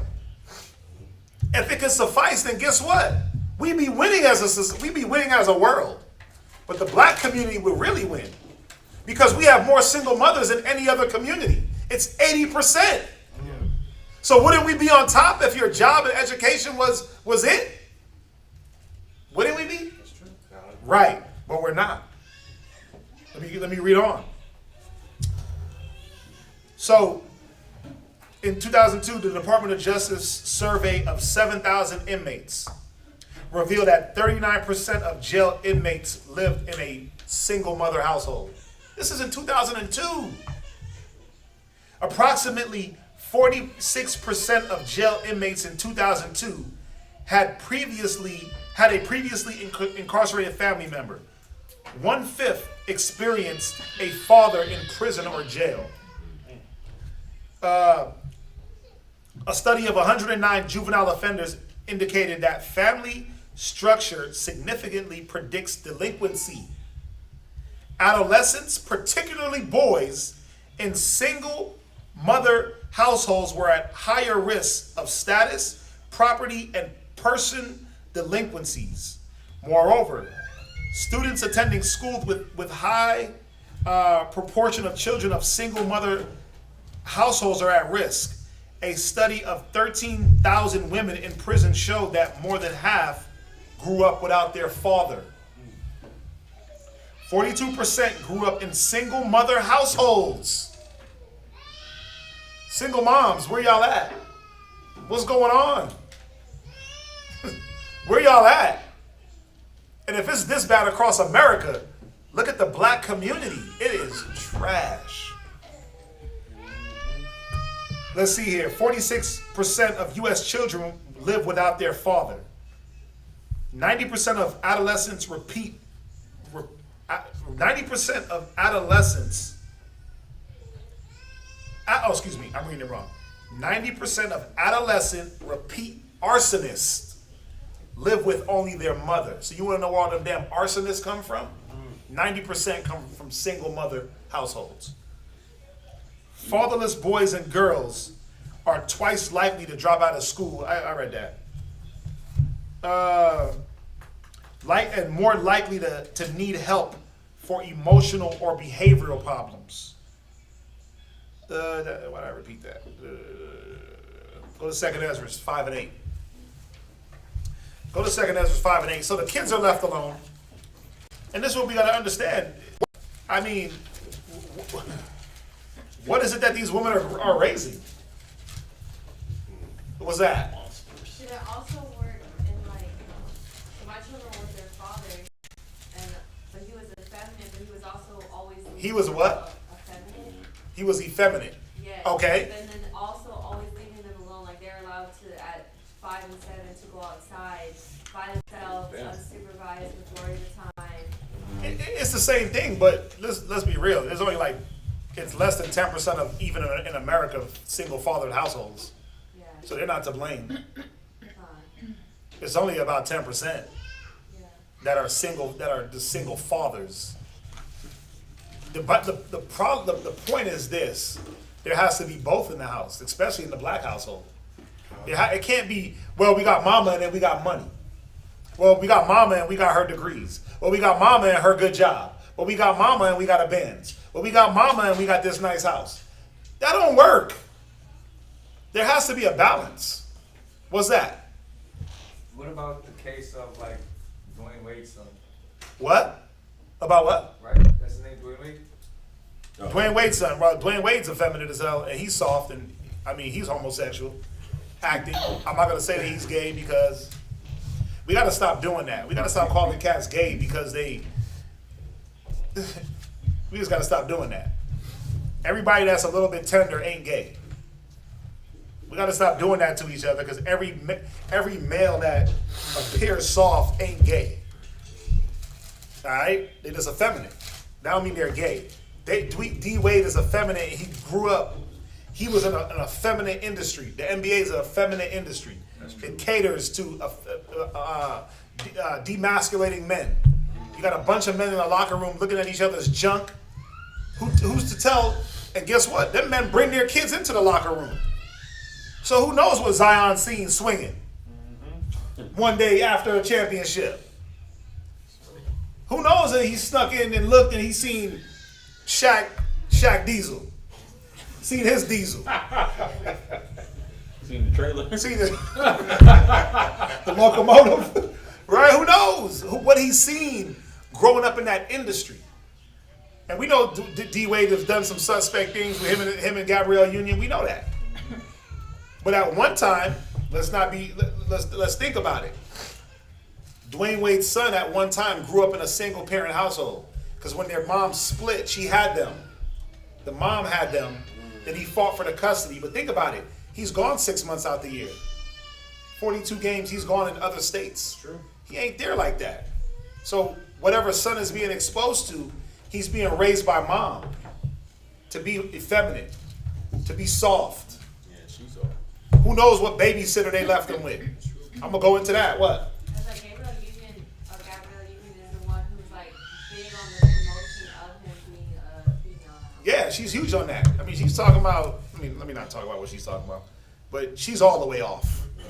She's all the way off, and you know, she's all about that feminist girl power, live free, die young. But she's even cursed. She's not able to bear children herself. Thought they had a child together. Surrogate. There it is. Read 2nd Esdras 5 and 8. 2nd Ezra chapter 5, verse 8. Go ahead. There shall be a confusion also in many places. And the confusion is that we're raising our girls as boys, and we're raising our boys as girls. The majority of black and Hispanic women in America have been raised to be men. Like it or not.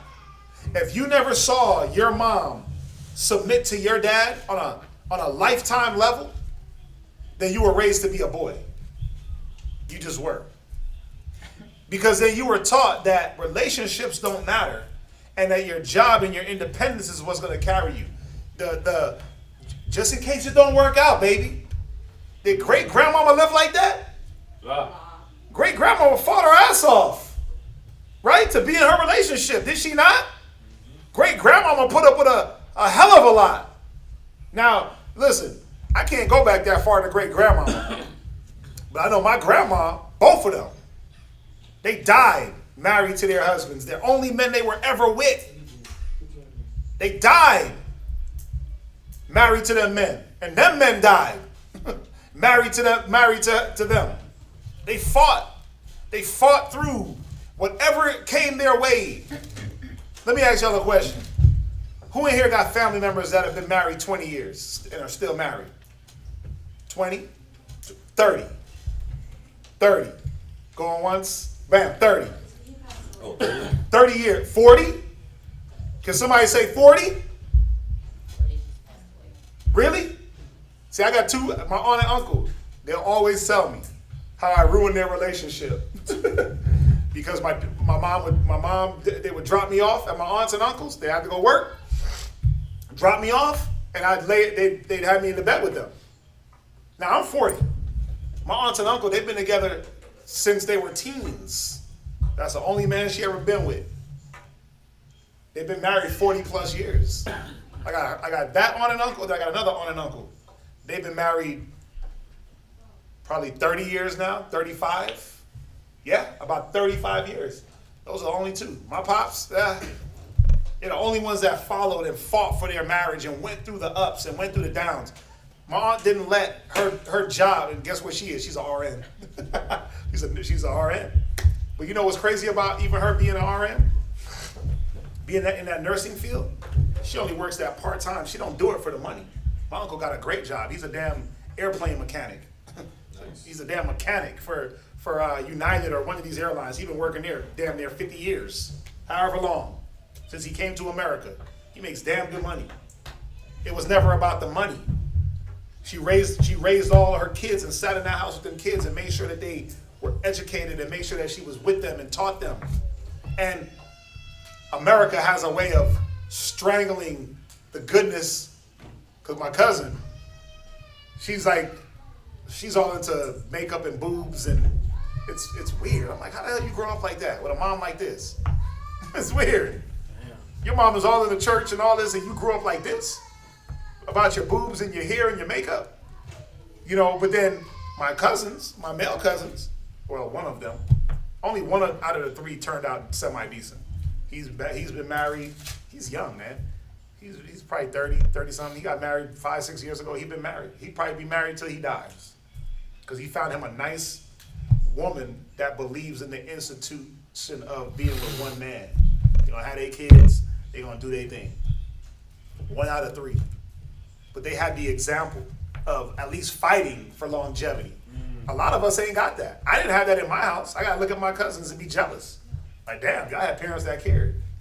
They fought for y'all. They fought through whatever situation, and they put themselves on the back burner to give y'all at least the appearance of something good. Read on. And the fire shall be oft sent out again. Right. And the wild beasts shall change their places. Go ahead. And menstruous women. And what? Menstruous women. The menstruous women, man.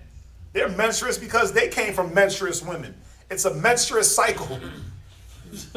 These Aggie, when a woman is menstruous, what does that mean? Like, man, you must be on you ever tell her? Man, you must be on your cycle because you acting like a bitch. Ornery, aggravated, Aggie, right? All them words. Disgruntled women, man, giving birth to who? Shall bring forth monsters. Yeah, why? Why are the children monsters?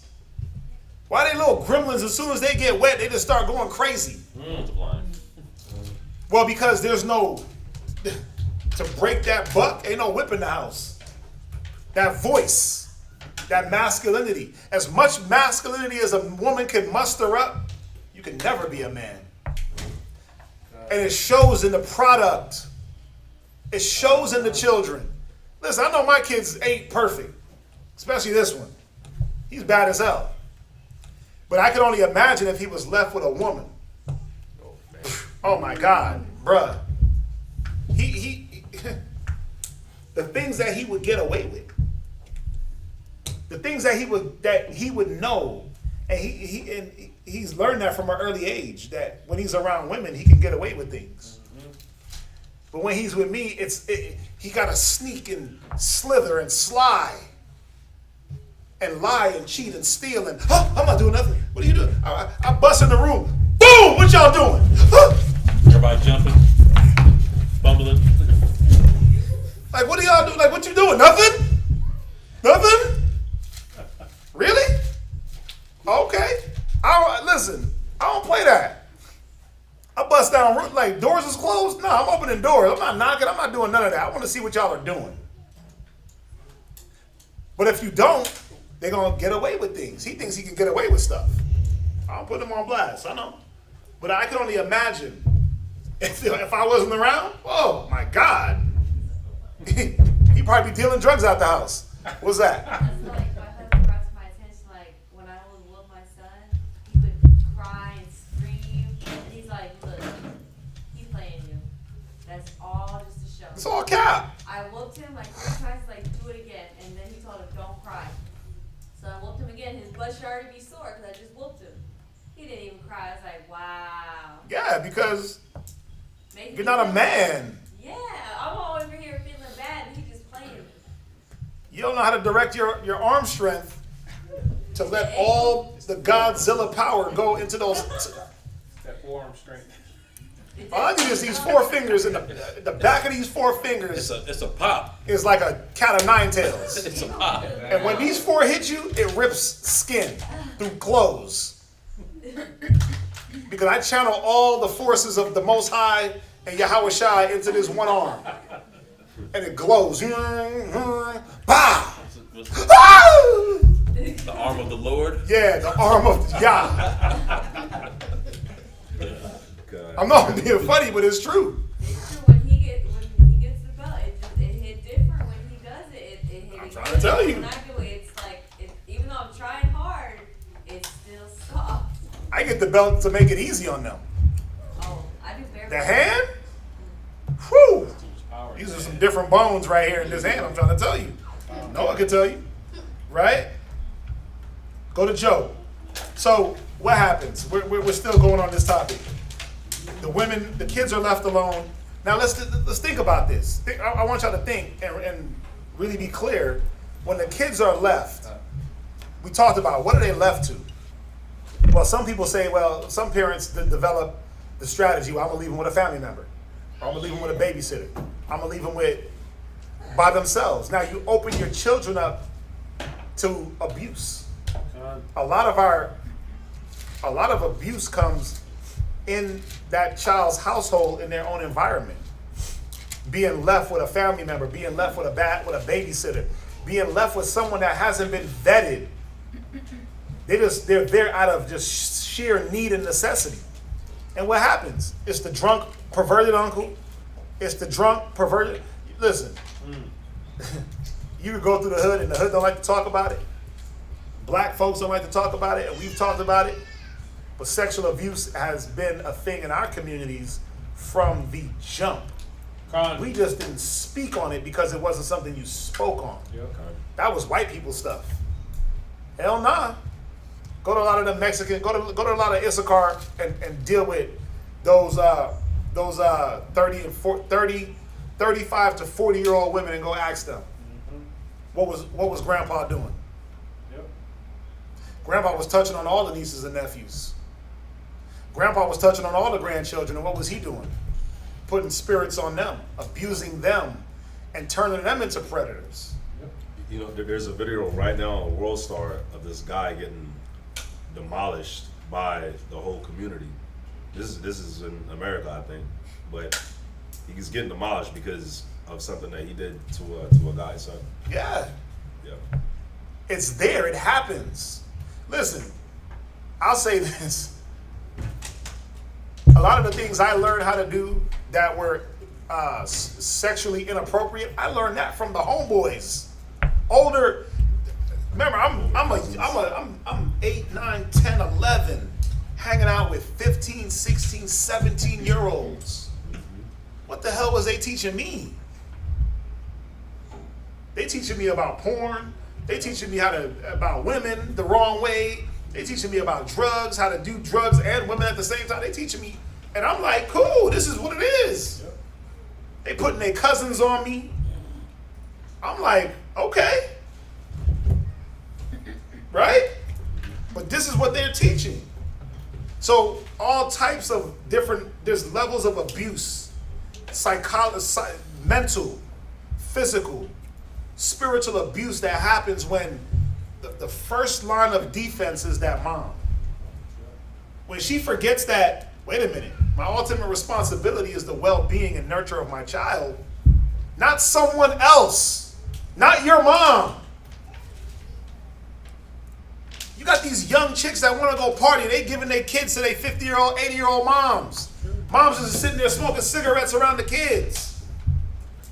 Showing the kids her bad habits, disgruntled, upset because she ain't got no man. I'm trying to party with him too. Or mom is trying to party. Yep. So let's give her to the auntie. Let's give her to the T.O. For what? Sit at home and take care of your kids that you made. That's right. Read Job. Read Job 39 and verse 14. Job chapter 39, verse 14. So not only does abuse occur when the children are left alone or given in the wrong situation, you have these unfit single mothers that pick unfit male partners. Yep. That do what? That do what? You got a 15-year-old daughter and you got some horny, disgusting man that don't know how to keep his hands to himself, but you never trained your daughter how to dress in front of a man. Yep. She's walking through the house in her skivvies. What's that man gonna do? Oh, 2 for the price of 1. Double the pleasure, double the fun. That's what he's gonna be on. I told y'all about the video when the little girl went to her mom and said, such and such tried to sleep with me. And she blamed her daughter. Well, see, it's your fault. You're supposed to put on clothes in the house. Like, what? She blamed the daughter for the dude sleeping with her. You picked that man, but you didn't train your daughter to be a woman, to dress appropriately in the house. What? That's actually true too. Personal experience, my mother had an older gentleman and had a child with him, but she never taught my little sister how to dress. She would literally walk around in her underwear. In front of this man. And then years go by and my mom's getting ready to marry this man, and then she comes out with, he touches me. Yeah. Well, I mean, what do you think is going to happen? And that's just a light situation. What happens when he been getting her pregnant the whole time and bringing her to get abortions? Yep. What about that? What about that? Or blaming it on somebody else, or like, we got to see what we're doing. Mom is the first line of defense. But if we could get her out the way and preoccupy her with her own wants and needs, her own life, a lot of y'all single mothers, man, y'all hated being mothers. It's too damn bad. You let a man lay up in you and get you pregnant, and you follow through with all that. That's on you, not the man. You picked the wrong man. Nobody told you to pick the biker boy that couldn't hold a job, that couldn't be stable. The first nigga that you seen in the club, he laid you down in the damn club stall, and all of a sudden that's your husband? Yep. Oh no, they went after the 666. What is it? 6-pack, 6 figures, and 6 feet tall. You went after the 666. That's the mark of a man, right? Damn. You went after the 6 figures, 6 feet tall, and the 6-pack, and thought that man was going to be a faithful man. You didn't vet him past those things? What the hell did you expect? You reap what you sow. Read Job 39 and 14. The book of Job, chapter 39, verse 14. Right? Which leaveth her eggs in the earth, Go ahead. and warmeth them in dust. See, this is talking about the ostrich that leaves her eggs in the earth to warm them up. Too lazy to sit her ass on the damn eggs and keep them warm herself. Read. And forget it. She does what? Forget She it. does what? Forget So it. these single mothers be forgetting that it's real in these streets. That there's predators out here. You forgot what happened to you. Ooh, see? A lot of single mothers are products of what happened with their children. You forgot when you were left alone. Yep. How you felt mentally. You forgot about the abuse that you encountered. You forgot about the the advances that men made to you because you might have been a little bit overdeveloped at 12, 13. You got these old niggas trying to get with you, not to be with you, not to marry you, not to make a life with you, but to defile you.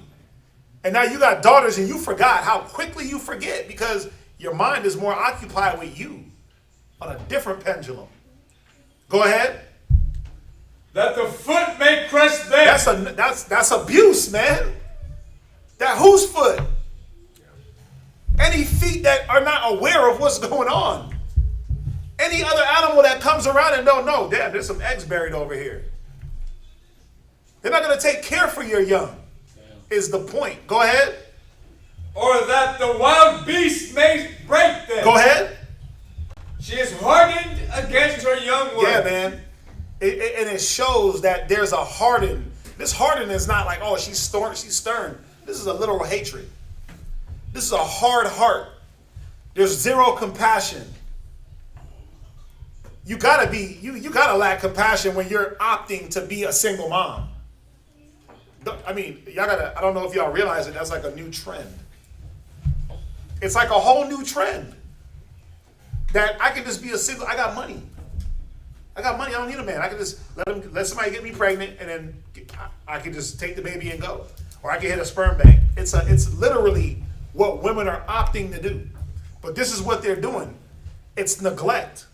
It's a hardness because to want to raise a child and raise a child without a father, I mean, we've seen the stats. Yeah. How compassionate and loving are you? You don't deserve to have a child. Read. As though they were not heard. As though what? As though they were not heard. Go ahead. Her labor is in vain without fear. Your labor is in vain, sis. College and education and school and Harvard and HBCUs and all that crap. That was in vain. Because the one thing that you were supposed to take real care for is now destroyed. Read. Because the Most High hath deprived her of wisdom. Go ahead. Neither hath he imparted to her understanding. You know, her being deprived of the wisdom and the understanding, you know what that is? That's the man being gone. That balance in the house, that's the man being gone. See, they swear up and down they making it. Like, I'm going to live this life and be good at it. But you've been deprived, really. You're not coming up. It's not a come up. You're not better off. There's the one chick, she's like a coach on how to train chicks to be millionaires. Her name is Summer Walker. No, Summer Walker's who? Singer. Not Summer Walker. It's another chick. She's actually a Benjamite. She's married to a pastor. She lives in Miami. But anyway, she sits there and she was like, I was watching her Instagram. She was like, yeah, sis, I can't teach you how to submit and all that, but I'll teach you how to get that bag. I can't teach, we ain't teaching women how to cook meals over here and submit to no man, but I'll show you how to get paid. But then you know what was crazy? They showed the behind the scenes clip to that, and she sat there and broke down. I just can't keep doing this. I don't know what I'm gonna do. It's just so stressful. You just made $15 million in 1 year and you crying because you stressed out and you don't know what the hell to do. Because that's not her position. That's not what she was made to do.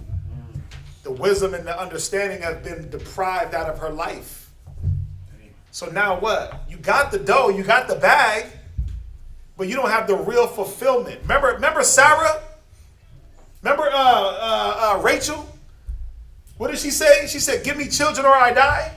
Oh man, can I say this to us on point? Go ahead. You know, another thing that gets pushed all the times too with those type of women that get the bag is that the man should be there to support them.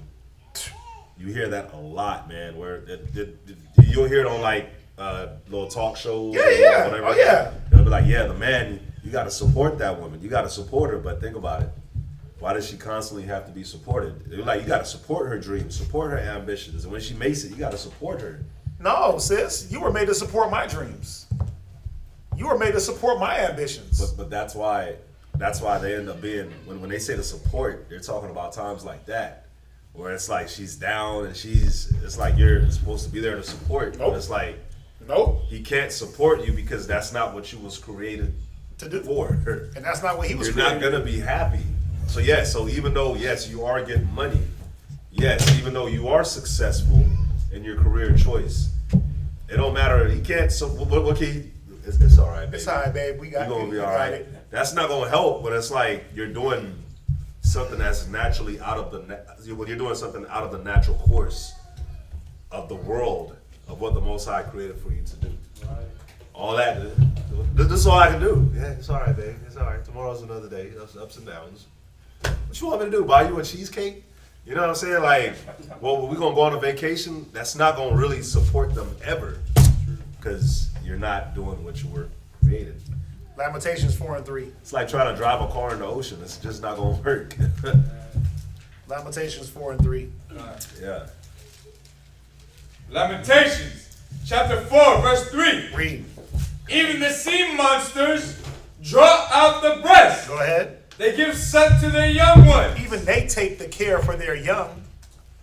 They ain't about their own personal career, education. You know, I gotta go explore the ocean. No, they got their babies right there with them. Nope, come on, let's do it. Read. The daughter of my people is become cruel. Right. The cruelty is the neglect. Yeah. The neglect part. The I gotta do me part. The you only live once, sis. Don't worry about it. The you know what? You ain't gotta worry about that, sis. Show me. Show me. Show me. Show me. Show me how women have really empowered women to do great. Show it to me. Where is it? Where's the evidence? All of you can do better by yourself, women. They just like the woman that they went to deliver. They sitting on their damn couch with liquor in their hands, with a big glass of wine like Olivia Pope. Olivia Pope had her damn career, but guess what she was really fighting for? A man. She was fighting for a relationship. Yep. She was trying to get married to something. They give you all that facade. Beyonce, all my independent women, and guess what? Running home to Jay-Z, talking about let me cater to you. You know what's cold, bro? I look at Sierra. Sierra got ran through when she was young. And now all of a sudden, Russell Wilson, who's like he's a good guy compared to everyone that Sierra's ever been with. Now he's the one that's dealing with these other kids from Future and dealing with this woman when she just ran through. Sierra. Y'all saw who Sierra was with. 50 Cent. Future? Future. And He after already had 5 baby mamas before her. And then now, Russell Wilson is, when she's used up and offers, like, what can she bring to the table for Russell Wilson? Nothing. Nothing. The only thing she can bring to the table is to shut up and support his career. That's it. Raise them little babies that they got. Raise her kids. Shut the hell up and support that man. Broken finger, babe. Let me bring the ice. Let me shine the trophy. That's all she got. Right, but that's what, she's the perfect example of what they push for the Israelite women. Because when you look at Sierra isn't even like a ratchet, bad chick. Nope. She looks like a regular chick, especially when she was young. But Beyonce's the only one that did it right. Beyonce got married young, got an older man that got money, dropped some kids, and I don't never see them breaking up. I just don't. She's pregnant again too. She's on number 4. Yeah, I don't never see her leaving him. And the messed up part is though she's the only one that did it right. That she pushes independent. She pushes the opposite message. Yeah. She'll talk about you go be independent, but then she's talking about catering to her man and rapping his do-rag. I challenge y'all. Name 3 Beyonce love songs. Like genuine love songs. I'm not talking about Destiny Child's. Name 3 genuine Beyonce love songs. You can't. Me, myself, and I. You can't. But name 3 Beyonce breakup songs. You can. Oh yeah. Irreplaceable right off the bat. To the left. Me, myself, and I. To the left. Single ladies. Single ladies. Like you can name them, but that's what she pushes. Yep. But she's living a whole different life. She's living the life that she's living the 1960s.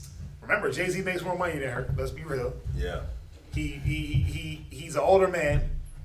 They're living that typical 1960s life. What's crazy in love is trash. Their kids are gonna be well educated. They're gonna have their daddy. They're gonna have their mama. Jay-Z will never gotta go nowhere to go make no money. He making money. They're gonna see their daddy. They're living that life, and she's promoting for young women not to live that life. Sipping the tea and drinking lemonade and all that crap. We just gotta see it. That's what they push. And usually single women, single Israelite women love Beyonce. Absolutely love And it. she don't even live the life that she sings about. But anyway, read.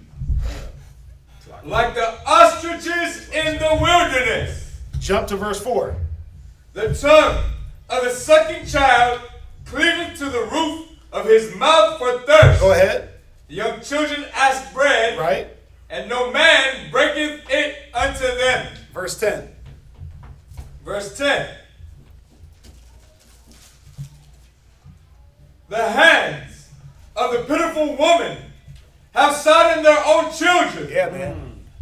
You done boiled and sodden and destroyed your own children. Show you that off. Okay. Man, stop Rock that hour. Bruh. No, I was I like, know you man, went there. go I know, I was like, I don't Go ahead. know if it fits. Read on. Yeah. Done.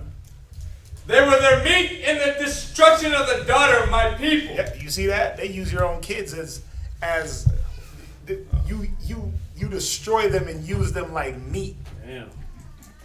And that's your destruction.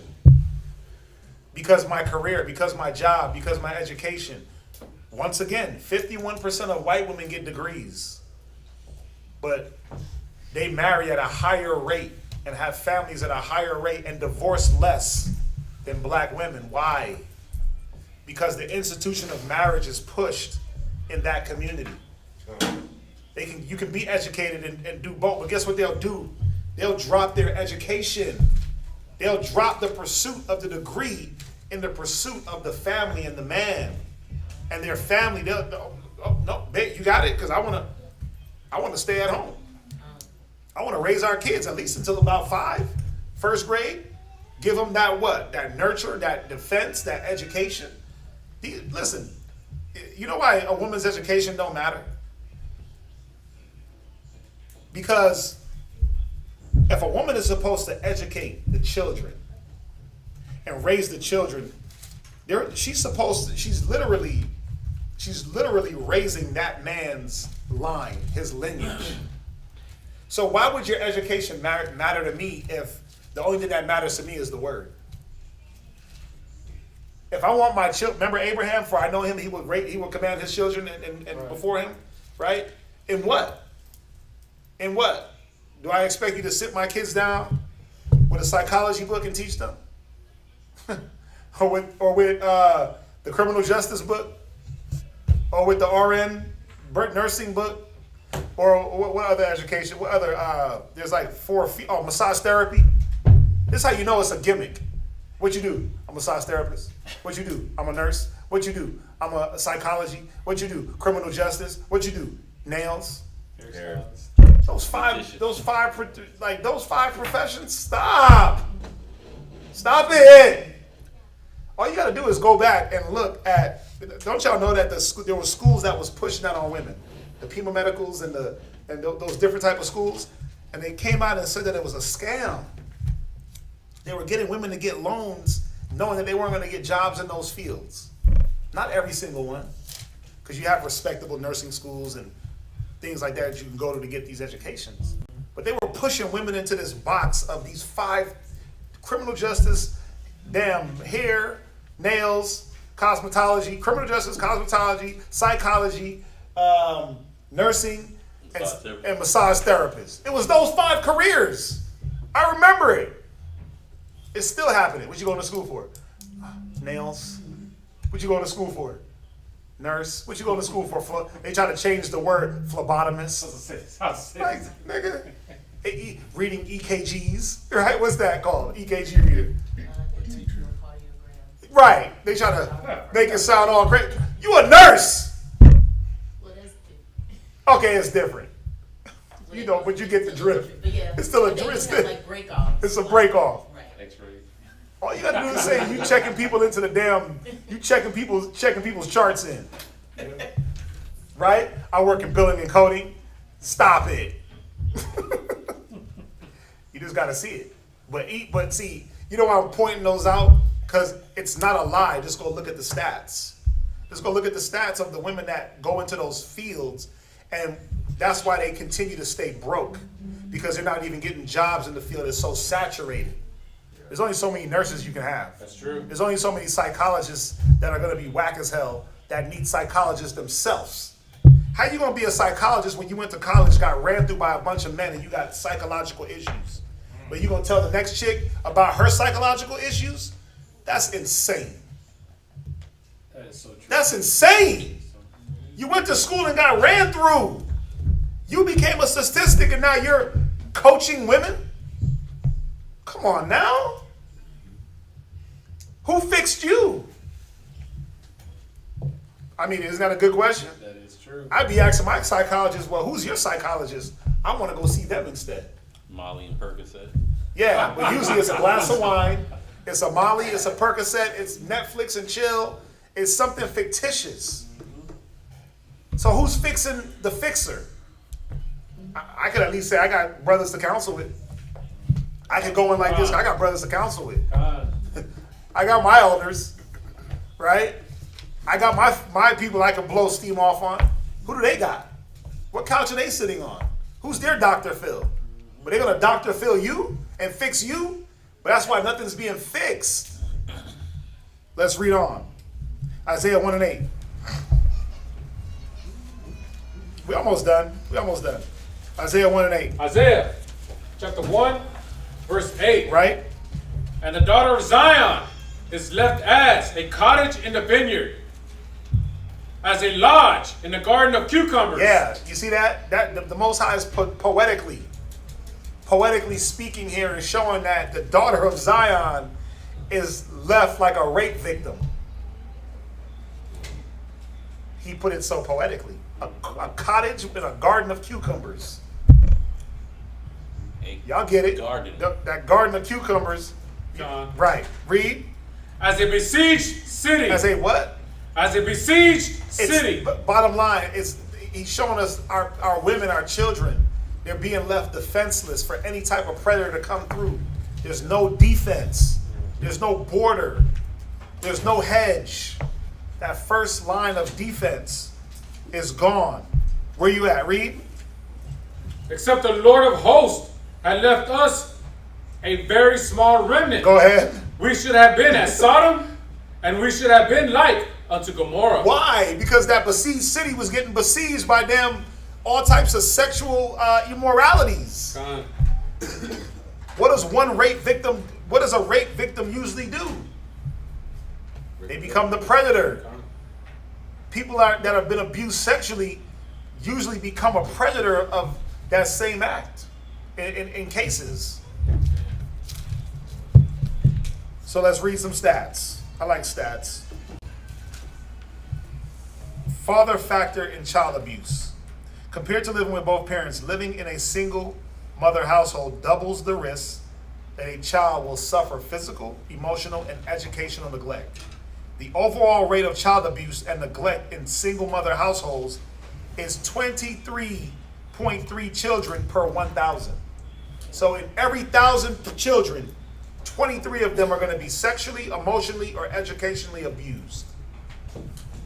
Compared to the rate of overall maltreatment in a two-parent household is 15 per 1,000. So you could say about half. It's half. It's cut in half. Why? Because that other counterpart is there to shore up the half. So 27% single mother, 15% two-parent. So abuse and neglect is going to be there, it's saying, but it's double when there's only a mother in the house. Why? Because she can't be everywhere. You just can't. Can you?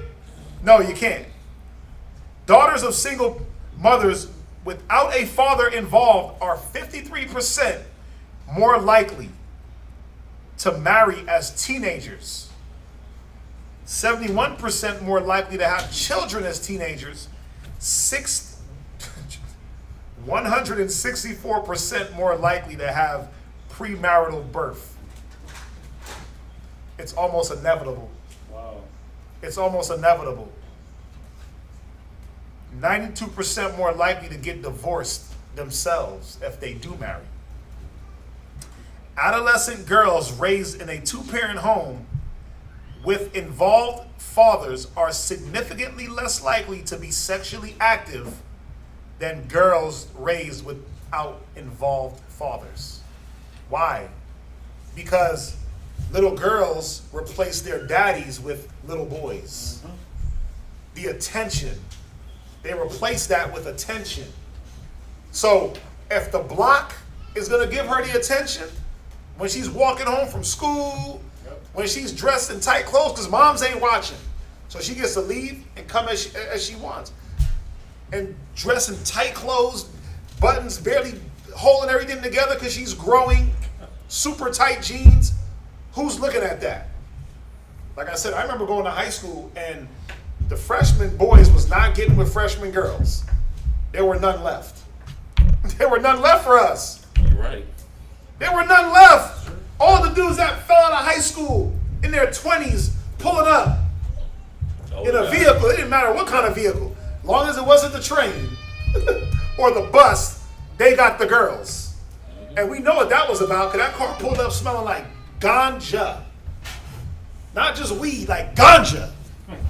It was good, bro. It was strong. Skunky. It just pulled up just like, damn. Did you roll the car into the blood? I remember sitting there after school, you talking to the little girl in your class, trying to, we shot our shot. It was like a long range shot. You would sit there and finesse her for a few months, days, and talk to her and get to know her. And all of a sudden, this nigga pulls up and she just hops in the car. You like, whoa, what the hell happened? God. I done gave all this energy and time and got to know her and sat next to her in class, and he pulls up and he gets that. Yeah. But all he's going to do is what? Run through it. Run through it. Get her pregnant, shipped off. Get her pregnant, she's out of school. Give her a disease. That's what was going on. And I went to a Catholic high school. Hell yeah. I went to a Catholic high school and they was getting down like that. So imagine public high school in New York. My school, they had no metal detectors. It was one of the only ones in the city. They ain't had no metal detectors. They were on the trust system. Cats was still walking up in there with all types of things. Fighting, all that. It wasn't as bad as the regular public high schools. But it was bad. But the kids that went there had a little bit of extra money. I went there on a scholarship. I ain't had no money. I was broke. But if they were still doing it in a Catholic school, come on, man.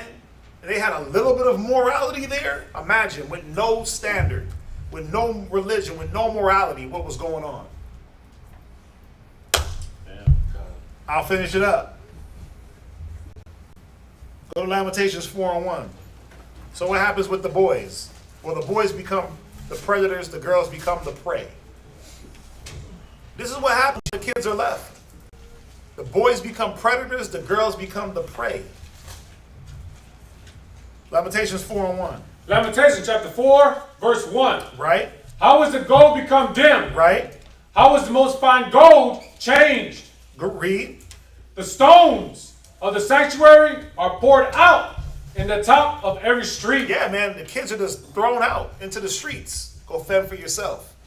Little girls don't belong in the streets. Nope. But neither do the little boys. But guess what? Men are more adapted to them streets. Yeah. So that field, that's our playground. That's our playground. That field, that world, man. We can move around in the wilderness. Women aren't built for that. They're just not. That's why you got pimps and you got hoes. Now, I've yet in my whole 40-year life to see a male hoe and a female pimp. Just ain't never seen it. If I'm wrong, show me that I'm wrong. But there's somebody that's getting used and somebody that's using. That's true. Yeah. Just is what it is. Men have the upper hand in this world, in this wilderness. The men have the upper hand. So there's going to be a victim and victimizer, a prey and predator. The woman is the weaker vessel. So she's going to fall victim. Yeah. Read on. The precious sons of Zion, Right? comparable to fine gold. Read.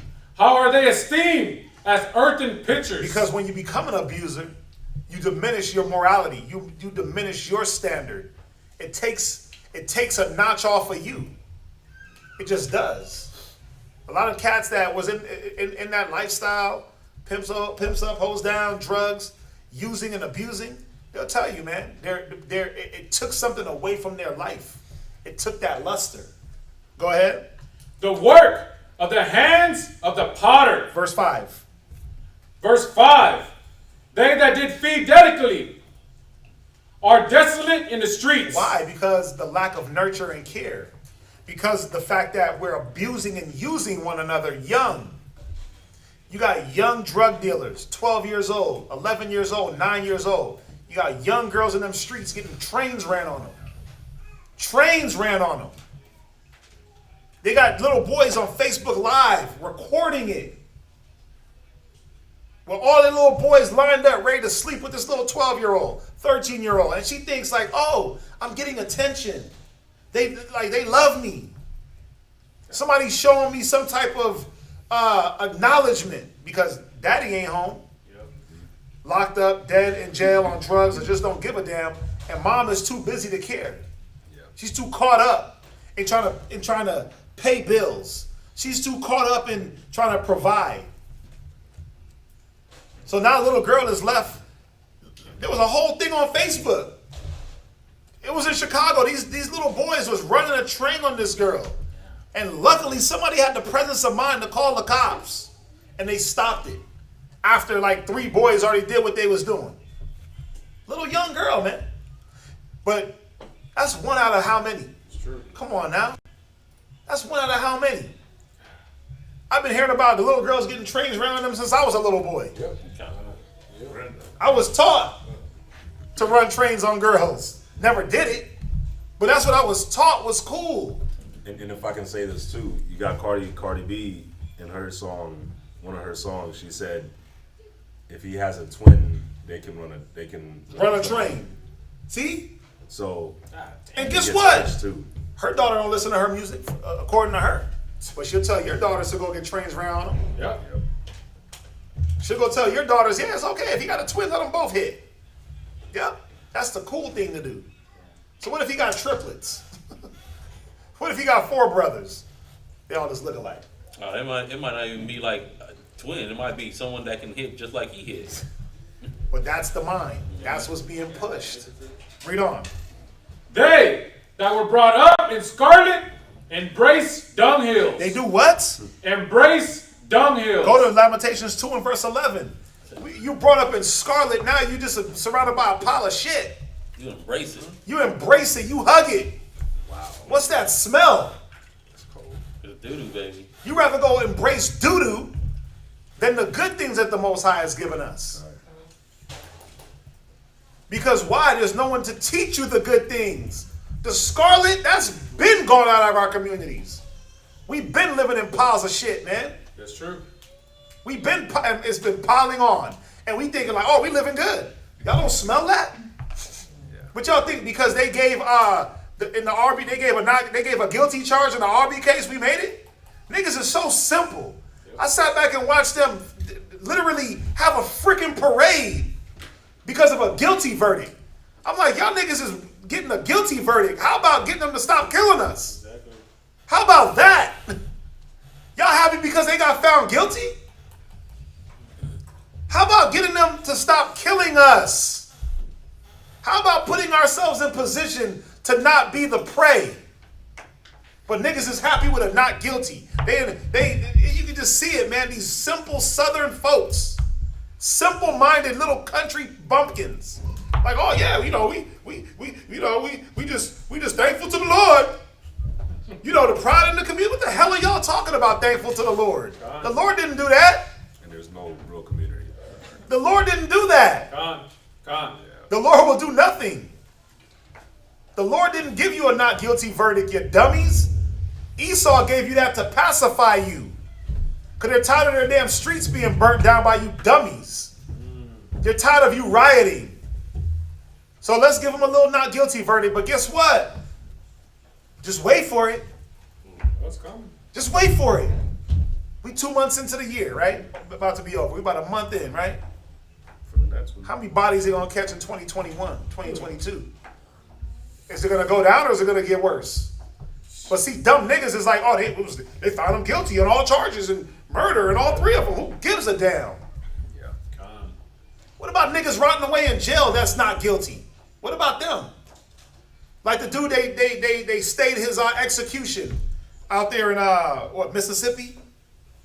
It was a few nights ago, man. They were supposed to kill him. And everyone knows the trial was a sham. They said that this man was at his house sitting when this cop got killed, or some man got killed in his car. The man they accused, black man, said that this man was in his house with his mama. And they testified to that.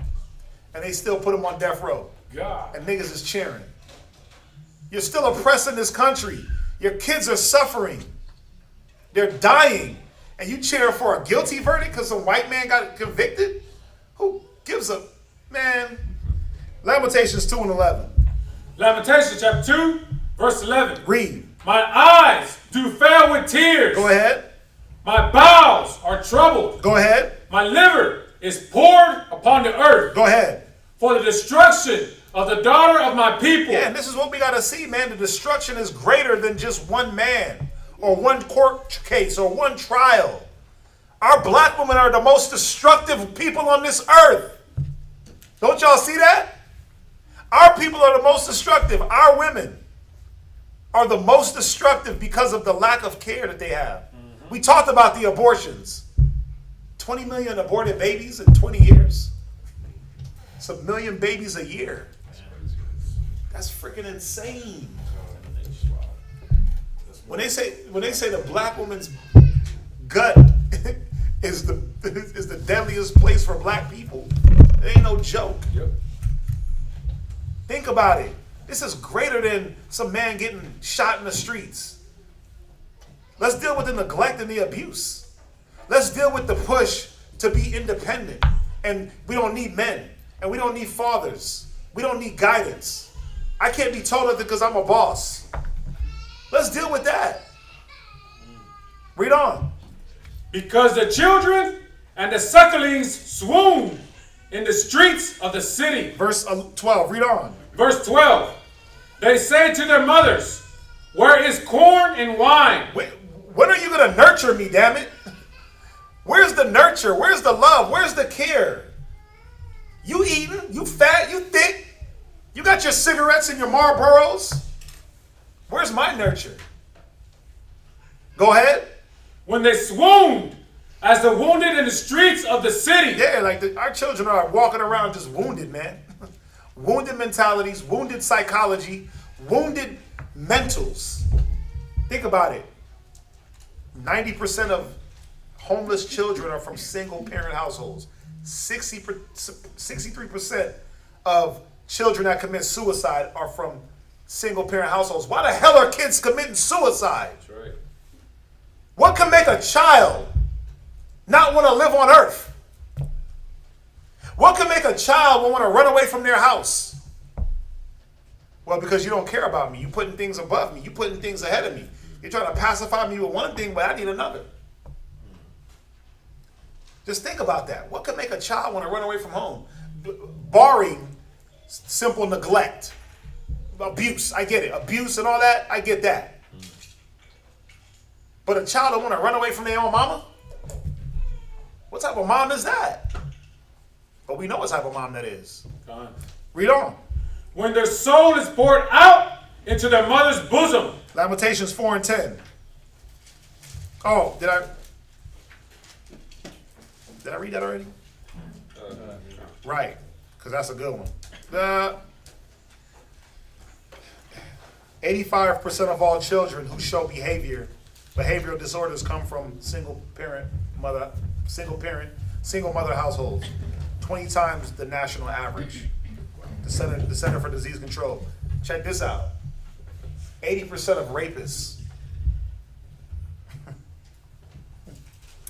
80% of rapists with anger problems come from single mother households. I believe it. That's 14 times the national average.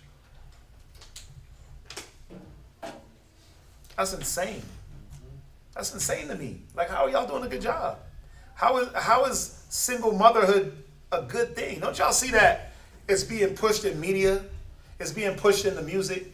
It's being pushed in movies. All that girl power, effeminate. What movie did I watch?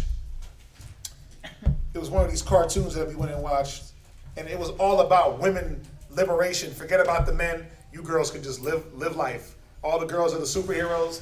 It was the Crudes, part 2. The caveman one. Yeah, it was the Crudes. It was like the tone of the movie was like, the men, they ain't needed. They're gonna be they're soft because the men in the show were effeminate as hell. All they cared about was being dressed up nice and looking good and suntanning and bathing. And the women were the warriors. They were the ones that had to come and rescue the weak beta males. That's crazy. Because they're raising our children, the boys as women and the women as men. Yep. Now, check this out. I'm gonna go here real quick. Willie Lynch. Some people subscribe, some people don't. And I'm gonna say this about the Willie Lynch paper. Even if you don't believe it, you better believe it because it's happening. It's happening.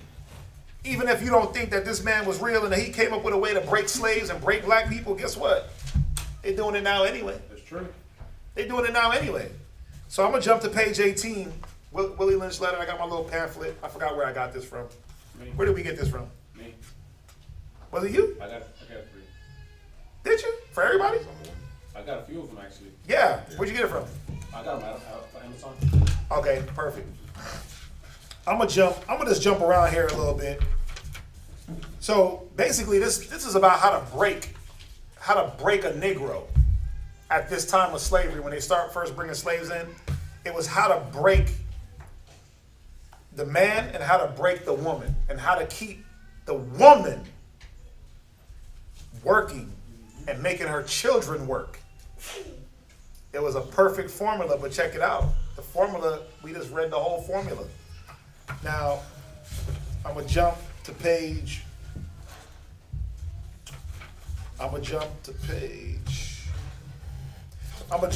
10. Let's make a slave. Read that for me. Page 10. Let's make a slave. Mm-hmm. The origin and development of a social being called the Negro. Let us make a slave. Right? What do we need? First of all, we need a black nigger man and a pregnant nigger woman. So you got to get a man to get the woman pregnant, have the baby. So you got to have the family. Go ahead. And her baby nigger boy. Read her nigger boy. Go ahead. Second, we will use the same basic principle that we use in breaking a horse. Because a horse not broken is what? Headstrong. A slave not broken is what? Headstrong. And willful. And he'll fight. And he'll rage against the machine. So let's break them like how we break horses. Go ahead. Combined with some more sustaining factors. Right. Let me see. Right. So you see they use this tactic of breaking.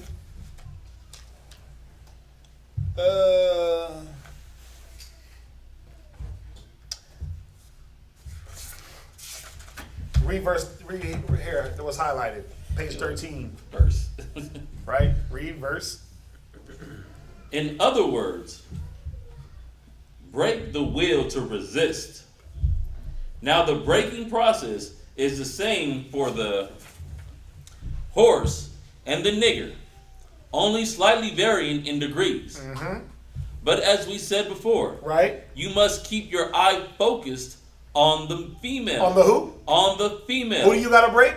The female. You got to keep your eye focused on the female. Why? Because she holds the power to the children. She's the economy. True. She'll buy everything. She'll cater to everything, but she's easiest to infiltrate. She's the weaker vessel. Damn. Go ahead. And the offspring of the horse and the nigger. Jump over here. Take the meanest and most restless nigger, strip him of his clothes in front of the remaining male. So what do we talk about? Take away his job, take away his ability to provide, Take away his work. Take away his manhood. Go ahead. The female and the nigger infant. Tar and feather him. So you make him look like crap, right? You basically, you clown him, man. Humiliate him. You humiliate him. Humiliate. Go ahead. Tie each leg to a different horse, face in opposite directions. Set him afire and beat both horses. So this is what they did in slavery. They would tar us, feather us, set us on fire, tie us to two horses, slap the ass of the horses, bam, rip a nigga in half. Now think about that when you destroy a black man in front of his family. Now we didn't even talk about buck breaking. You know what buck breaking is? A disgusting process. Where they would literally rape a man in front of his family. Now, any little boy that sees his father, remember we were big at that time. But a little boy that sees his big black father being raped and degraded and emasculated to this level, he ain't gonna buck up because he don't want that pain. Any man ever seen their father cry? I ain't never seen my pops cry. But imagine what that would do to you if you saw your own dad cry. You'd be like, what the hell? Or scream in pain. You'd be like, hey, this guy is Superman. He ain't supposed to scream in pain. It's true. What is that going to do to your mind, especially as a young boy? It's going to break you. That if Superman can cry and feel pain, and he makes me feel pain, ooh, okay, 2 + 2 is 1. I better not act out. They knew this. Go ahead. Beat both horses to pull him apart in front of the remaining niggers. Right. Next page. Nope. Go here.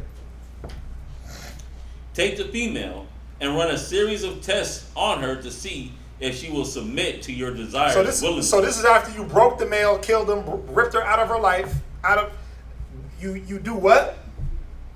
Run a series of tests on her. Hey sis, we got food stamps for you. You ready? But you got to do what we say. Yes, daddy. Or nah, I don't know about that. Oh, okay. Well, you know what? We got housing. Got housing. Damn, they got housing. Wick. Oh snap. Tanith. Oh snap. Oh wait. Free daycare. Oh wait. Hold up. Whoa. Hold up. They giving me scholarships to go get educated for free. A free scholarship? Single women scholarships? I'm trying to do my high voice like you. Single women scholarship? Like, they were giving those out at one time. Be a single woman and you'll get a scholarship. That's what that says. Be a single woman and we'll cater to you more. That's what all these things say. Run a series of tests. Let's test how vulnerable you really are. Go ahead. To see if she will submit to your desires willingly. You see that? Let's jump over. I'm just skimming through. Start right where it's highlighted. In her natural uncivilized state, she would have a strong dependency on the uncivilized nigger male. She would have a strong dependency to what? What is a man, the 3 P's? What is he there to do? Protect. Provide. There's another P, right? Protect, provide, maybe 2 P's. I think there's 3 though. It's not coming to me. But protect, protect, provide, procreate. Those 3. When it all boils down, that's what it's about. We're the protectors and we're the providers. So the natural dependency is being taken from the woman. Go ahead. And she would have a limited protective dependency towards her independent male offspring. Go ahead. And would raise female offspring to be dependent like her. Right. So the cycle was, I depend on my husband, I'm going to train my daughters to depend on a man. To want a husband, to want to have a family, and we're going to keep that cycle going. When we were on that level, 80% black marriages. Go ahead. Nature had provided for this type of balance. This type of what? This type of balance. Nature, who did it? Nature had provided for this type of balance. This is the natural course of things. Go ahead. We revised nature by burning. He said we did what? Revised. We revised nature. How the hell do you revise nature? Well, we're going to come up with our own set of laws. We're going to come with our own rules. Go ahead. By burning and pulling one civilized nigger apart and bullwhipping the other to the point of death. Right. So naturally we destroy the strength. The strong man. How do you destroy a strong man's goods? You bound the strong man. You destroy the strength out of the house. Women, you're not the strength in the house. I'm sorry, but you're just not. The man is. He's the strength. He's the driving force. That power of nature, that's your man. Go ahead. God. All in her presence. All in what? All in her presence. So if you destroy the male image, what else is there? That's true. Now we got to rely on the female image. Yep. Go ahead. By her being left alone, unprotected, with the male image destroyed, go ahead. The ordeal caused her to move from her psychological dependent state to a frozen independent state. So now you're frozen and independent. That's why the women in these days, you're going through so much. You can't contain spiritually what's happening with you. That's true. Because you're not meant to do that. You're literally frozen in time, but trying to maneuver and make up for being a man and being a woman. Like, you can't have Father's Day and Mother's Day, sis. Sorry. It don't work like that. What the hell? Y'all gotta stop that. Stop letting women do that. Talk about father, like niggas kill themselves to celebrate Mother's Day, and fathers get crapped on. You could be the best father in the world and you get crapped on. It was like he was never there. Here goes some socks. What the socks? Well, you took moms to like dinners, 5-star restaurants, flowers, limo rides. All, like, not saying I need all that stuff, but he pedestalized women so much. She could be the crappiest mom, and you'll pedestalize her. And Pops was there, man. He was there going through the crap with her and with you, and he gets crapped on. When we understand it here, even the white man knew what was up. Naturally, it wasn't supposed to be like that. Go ahead. In this frozen psychological state of independence, she will raise her male and female offspring in reversed roles. What? In what? Reversed roles. I mean, what's happening today? I've already said it. So true. You women are being raised like men. And the little boys, oh, my God. You're raising pansy, crybaby little boys. You have alpha males and you have beta males. And if you're a beta male, you're going to raise beta males. You're not going to raise an alpha. You're not going to raise a man. You're going to raise a dependent little boy. He's going to be dependent. He's going to be fit. It tells you physically strong, emotionally weak. Men were mentally strong and physically strong also, but it was here. A man is known according to his wisdom. That's what made a man. We were mentally strong. We were able to withstand issues and deal with problems, not break and bend at every little whispering of the wind. You just shriveled up. Nah, man, we didn't roll like that. He said he didn't give us a spirit of fear, but strength and power and peace, right? But our men are being taught to roll in that spirit of fear and second guessing and double-mindedness. And what if? Go ahead. For fear of the young male's life. See, the woman is going to overprotect her son. Don't be like your strong dad. They're going to kill you. So I got to raise you like a damn daughter. I got to raise you simple and weak. I got to water you down, son. We got so good at it. They got so good at it. Guess what? We do it naturally now. Think about it. Every single mother that raises a son literally raises a man that she hates. Because all you're doing is raising him to be like his daddy that ain't there. I mean, what else are you raising? What else are you raising? Not because he can go shoot a basketball, put on a damn football helmet, are you raising a man? Let's stop it. Let's stop it. Because if you're raising a little boy without a man, he has no balance. He's going to be overly emotional in one way or another. He's going to lack the man faculties. He's going to lack that. He just is. You can't deny it. How do I know? Look at the world. Look at all these little murderous teens, little boys. They're emotional as hell. Yep. Every little thing, they got to go get their little gun. Yep. Every little thing, they got to act out. Every little thing, they got to fight. Every little thing, pull up. Talk crazy loud and. Look at Soldier Boy. You know he ain't got no damn daddy. Yeah. You know he was raised with his mama. That's exactly what I was thinking about too. You know, because he gets on Instagram like an actual woman and starts fussing like a disgruntled, like somebody's disgruntled grandmama. Yeah. And he just read on. It's just read. If I could mention this one dude too, man. I was watching Kodak Black's brother, John Wick, right? Uh-huh. And the way he talks like this. And that's how girls, you so dumb, and they be. But when you look at him, he has like the crazy Florida locks. Yeah. That's like really big. Wigs. You know, he got a little bit of a beard, and you know, you look at him, you don't see like too much femininity, like just off of first appearance. But then when he started talking, and the stuff that he talks about, it's like the hand literally be doing that, and I'm like, because that's how some chicks talk. Like, see, girl, and you so dumb. yeah, bro. I can't do it. I probably look retarded as hell.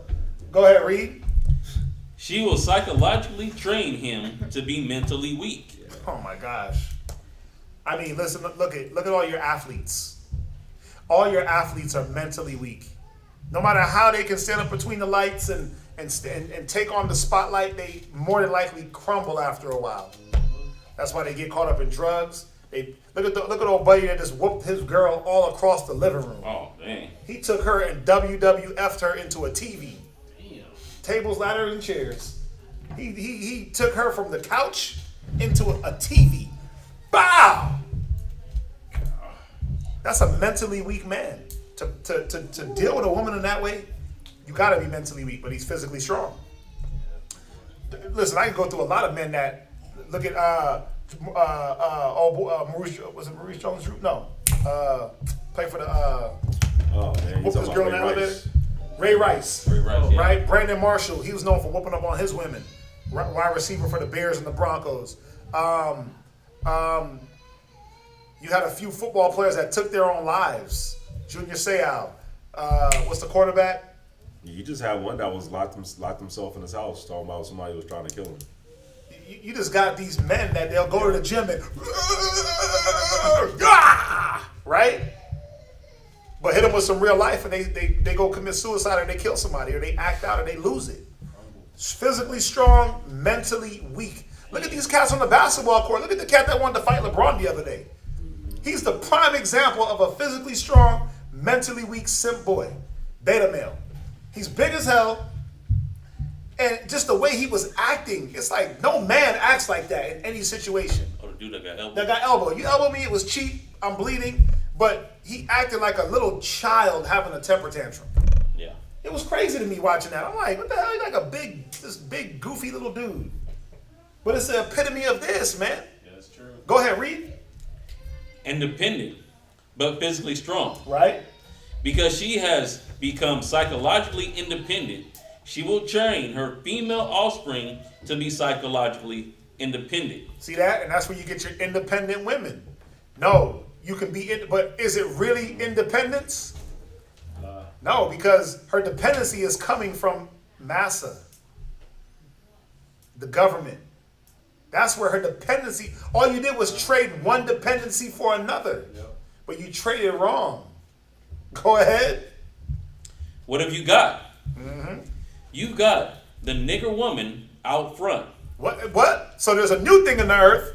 A woman shall compass a man. Go ahead. You've got the nigger woman out front, and the nigger man behind and scarred. Or scared. Excuse me. Scared.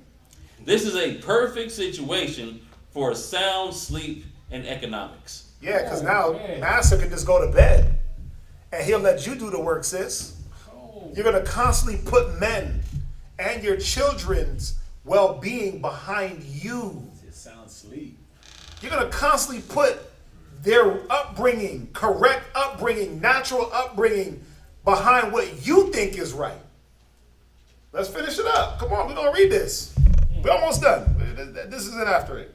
Continually, through the breaking of the uncivilized savage niggers, by throwing the nigger female savage into a frozen psychological state of independency, by killing the protective male image. The protective male image. You can't protect me, so I got to find me a protector, a provider. Well, just so happened that good old Whitey. Think about it. Think about it. Women are so damn spoiled. Y'all are so spoiled. You can get rid of a man. Somebody can break into your house. You call the police. A man shows up. So true. You can get rid of your man. Your house burned down. You call the fire department. A man shows up. You can get rid of your man. You could have 5 different men for 5 different things. Well, he's just the guy that fixes things. He's the guy that I talk to when I need emotional support. He's my he's my lover. He's the guy I go out on dinner dates with. Women could have 5 men for 5 different things and be like, see, I don't need no man. I'm independent. But why you got 5 men for 5 different things? Think about it. It's so backwards. Because women want it the way they want it.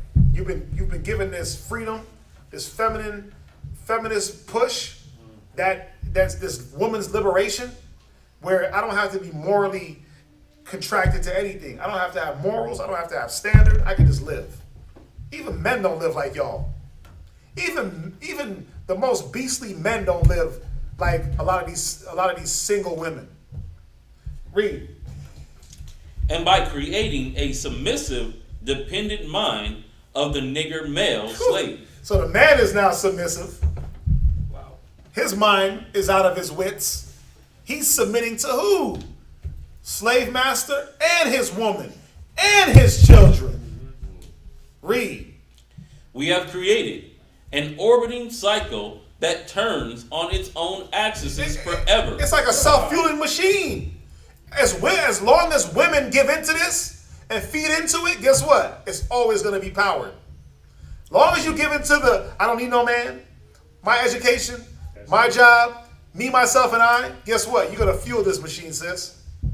As long as you think your education is going to be the thing that puts you as something valuable in a man's eyes, we're going to be here doing this. Long as you think it's money that you think a man wants from you, no, we don't want your money. We don't want your education. We want your beauty. Let's be real. We definitely want that. We want you to look a certain way. We want you to be in shape. We want you to be feminine. We want you to be humble. We want you to be submissive. We want you to be meek. We want you to be kind. We want you to be thankful. We want you to be graceful. Her continent mind. That's what we want. Your money is useless. Your education is useless. If we can't educate you, we don't want you. If I can't educate a woman in this word, she's useless to me. Because again, what is she going to teach my children? That's right. Read on. Unless a phenomenon occurs. And unless Yahweh Shai pierced that sky, we stuck. Go ahead. And reshifts the position of the male and the female savages. Jump over here. We breed 2 nigger males with 2 nigger females. Then we take the nigger males away from them and keep them moving and working. Say the nigger female bears a nigger female, and the other bears a nigger male. both nigger females being without influence of the nigger male image, frozen with an independent psychology, will raise their offspring into reverse positions. The one with the female offspring will teach her to be like herself, independent and negotiable. We negotiate. Independent and negotiable.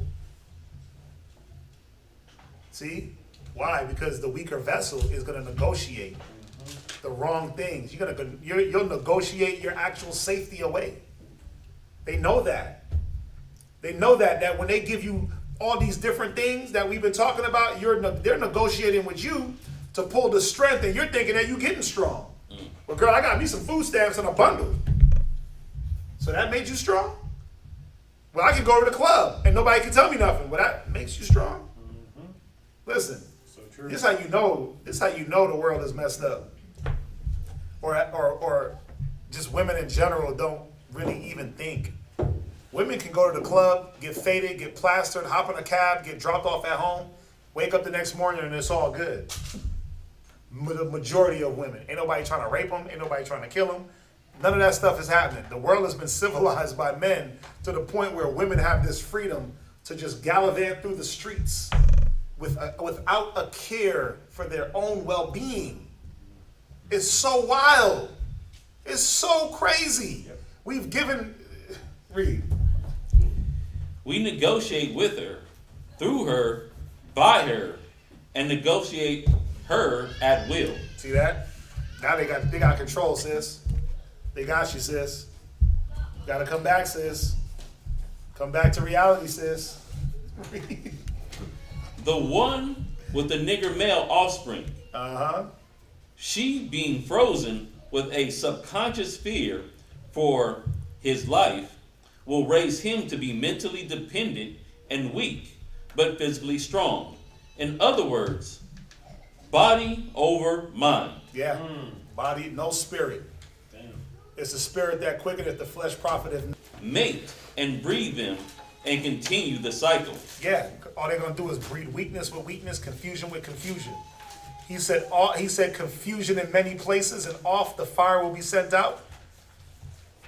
And monstrous women will bring forth monsters. That's how they do it. That's how they do it. Read Isaiah 3 and verse 12. Book of Isaiah chapter 3 verse 12. Let's get up out of here. As for my people, Right? children are their oppressors, Read. and women rule over them. And we'll always continue to be in this oppressed state as long as children and women are above and put over the man. As long as everything is put before, as long as a woman puts herself before the children, then we'll be oppressed because the children are going to grow up garbage. As long as the woman puts her and the children above the men, guess what? We're going to be oppressed because it's out of order. As long as the man never comes first, as long as that's not an idea that's being taught, as long as it's go, you know what, just in case, go do this, or just in case, go do that. How about the same energy you put into going to school and going to college, put that into your marriage. It'll work. If you got the degree, 4 of them, take that energy and put it into your relationship. Put it into your communication. You got women that got communication degrees and don't even know how to damn talk. How you got a communication degree and don't even know how to talk? Can't answer a direct question. What's the point? It just shows you that none of that stuff matters. If I ask you a direct question and you can't answer, but you're a communication major, I'm a communications major. Well, then answer my question. Don't answer my question with a question. As long as the mind is men last, family last, me and myself and I first, me and my kids, then guess what? We're going to be oppressed. Go ahead. O my people, Right? they which lead thee, cause thee As to long as err. women lead, as long as children lead, we're going to be what? Err, We're going to be in error, man. Go ahead. and destroy the way of thy paths. Yeah. As long as women are leading us and children are leading us, our paths are going to be destroyed. We got to see it. Women have been leading since the 70s. Sisters, y'all ready to give up the mantle? Y'all ready to let go of the scepter? Y'all ready? Because we ready to take it. We trying to take it. Y'all ready to open up y'all head? See, y'all are not. A lot of women are not. You don't want to relinquish the control. But that same power that's given to you, it's eating you. It's like Iron Man with the damn thing in his chest. Stratton. Yeah, it just start making his veins turn black and start killing him from the inside out. Or the arc reactor. The arc reactor. Because it don't belong in your chest. That power don't belong to you. We'll do part 3 next week. We'll do part 3 in 2 weeks. Any questions? Part 3 is going to be good too. I think. Maybe. Allegedly. It's going to be allegedly good. Apparently I don't come with that though. Apparently I be saying I be gassing my own stuff up. All right, well, listen, we thank everybody for joining us. I know I went over, but I had to. We thank everybody for joining us. We will be having class Saturday. They'll have class on Friday in VA. And then you won't see us again for a week. All right, so everybody say shalom. Shalom.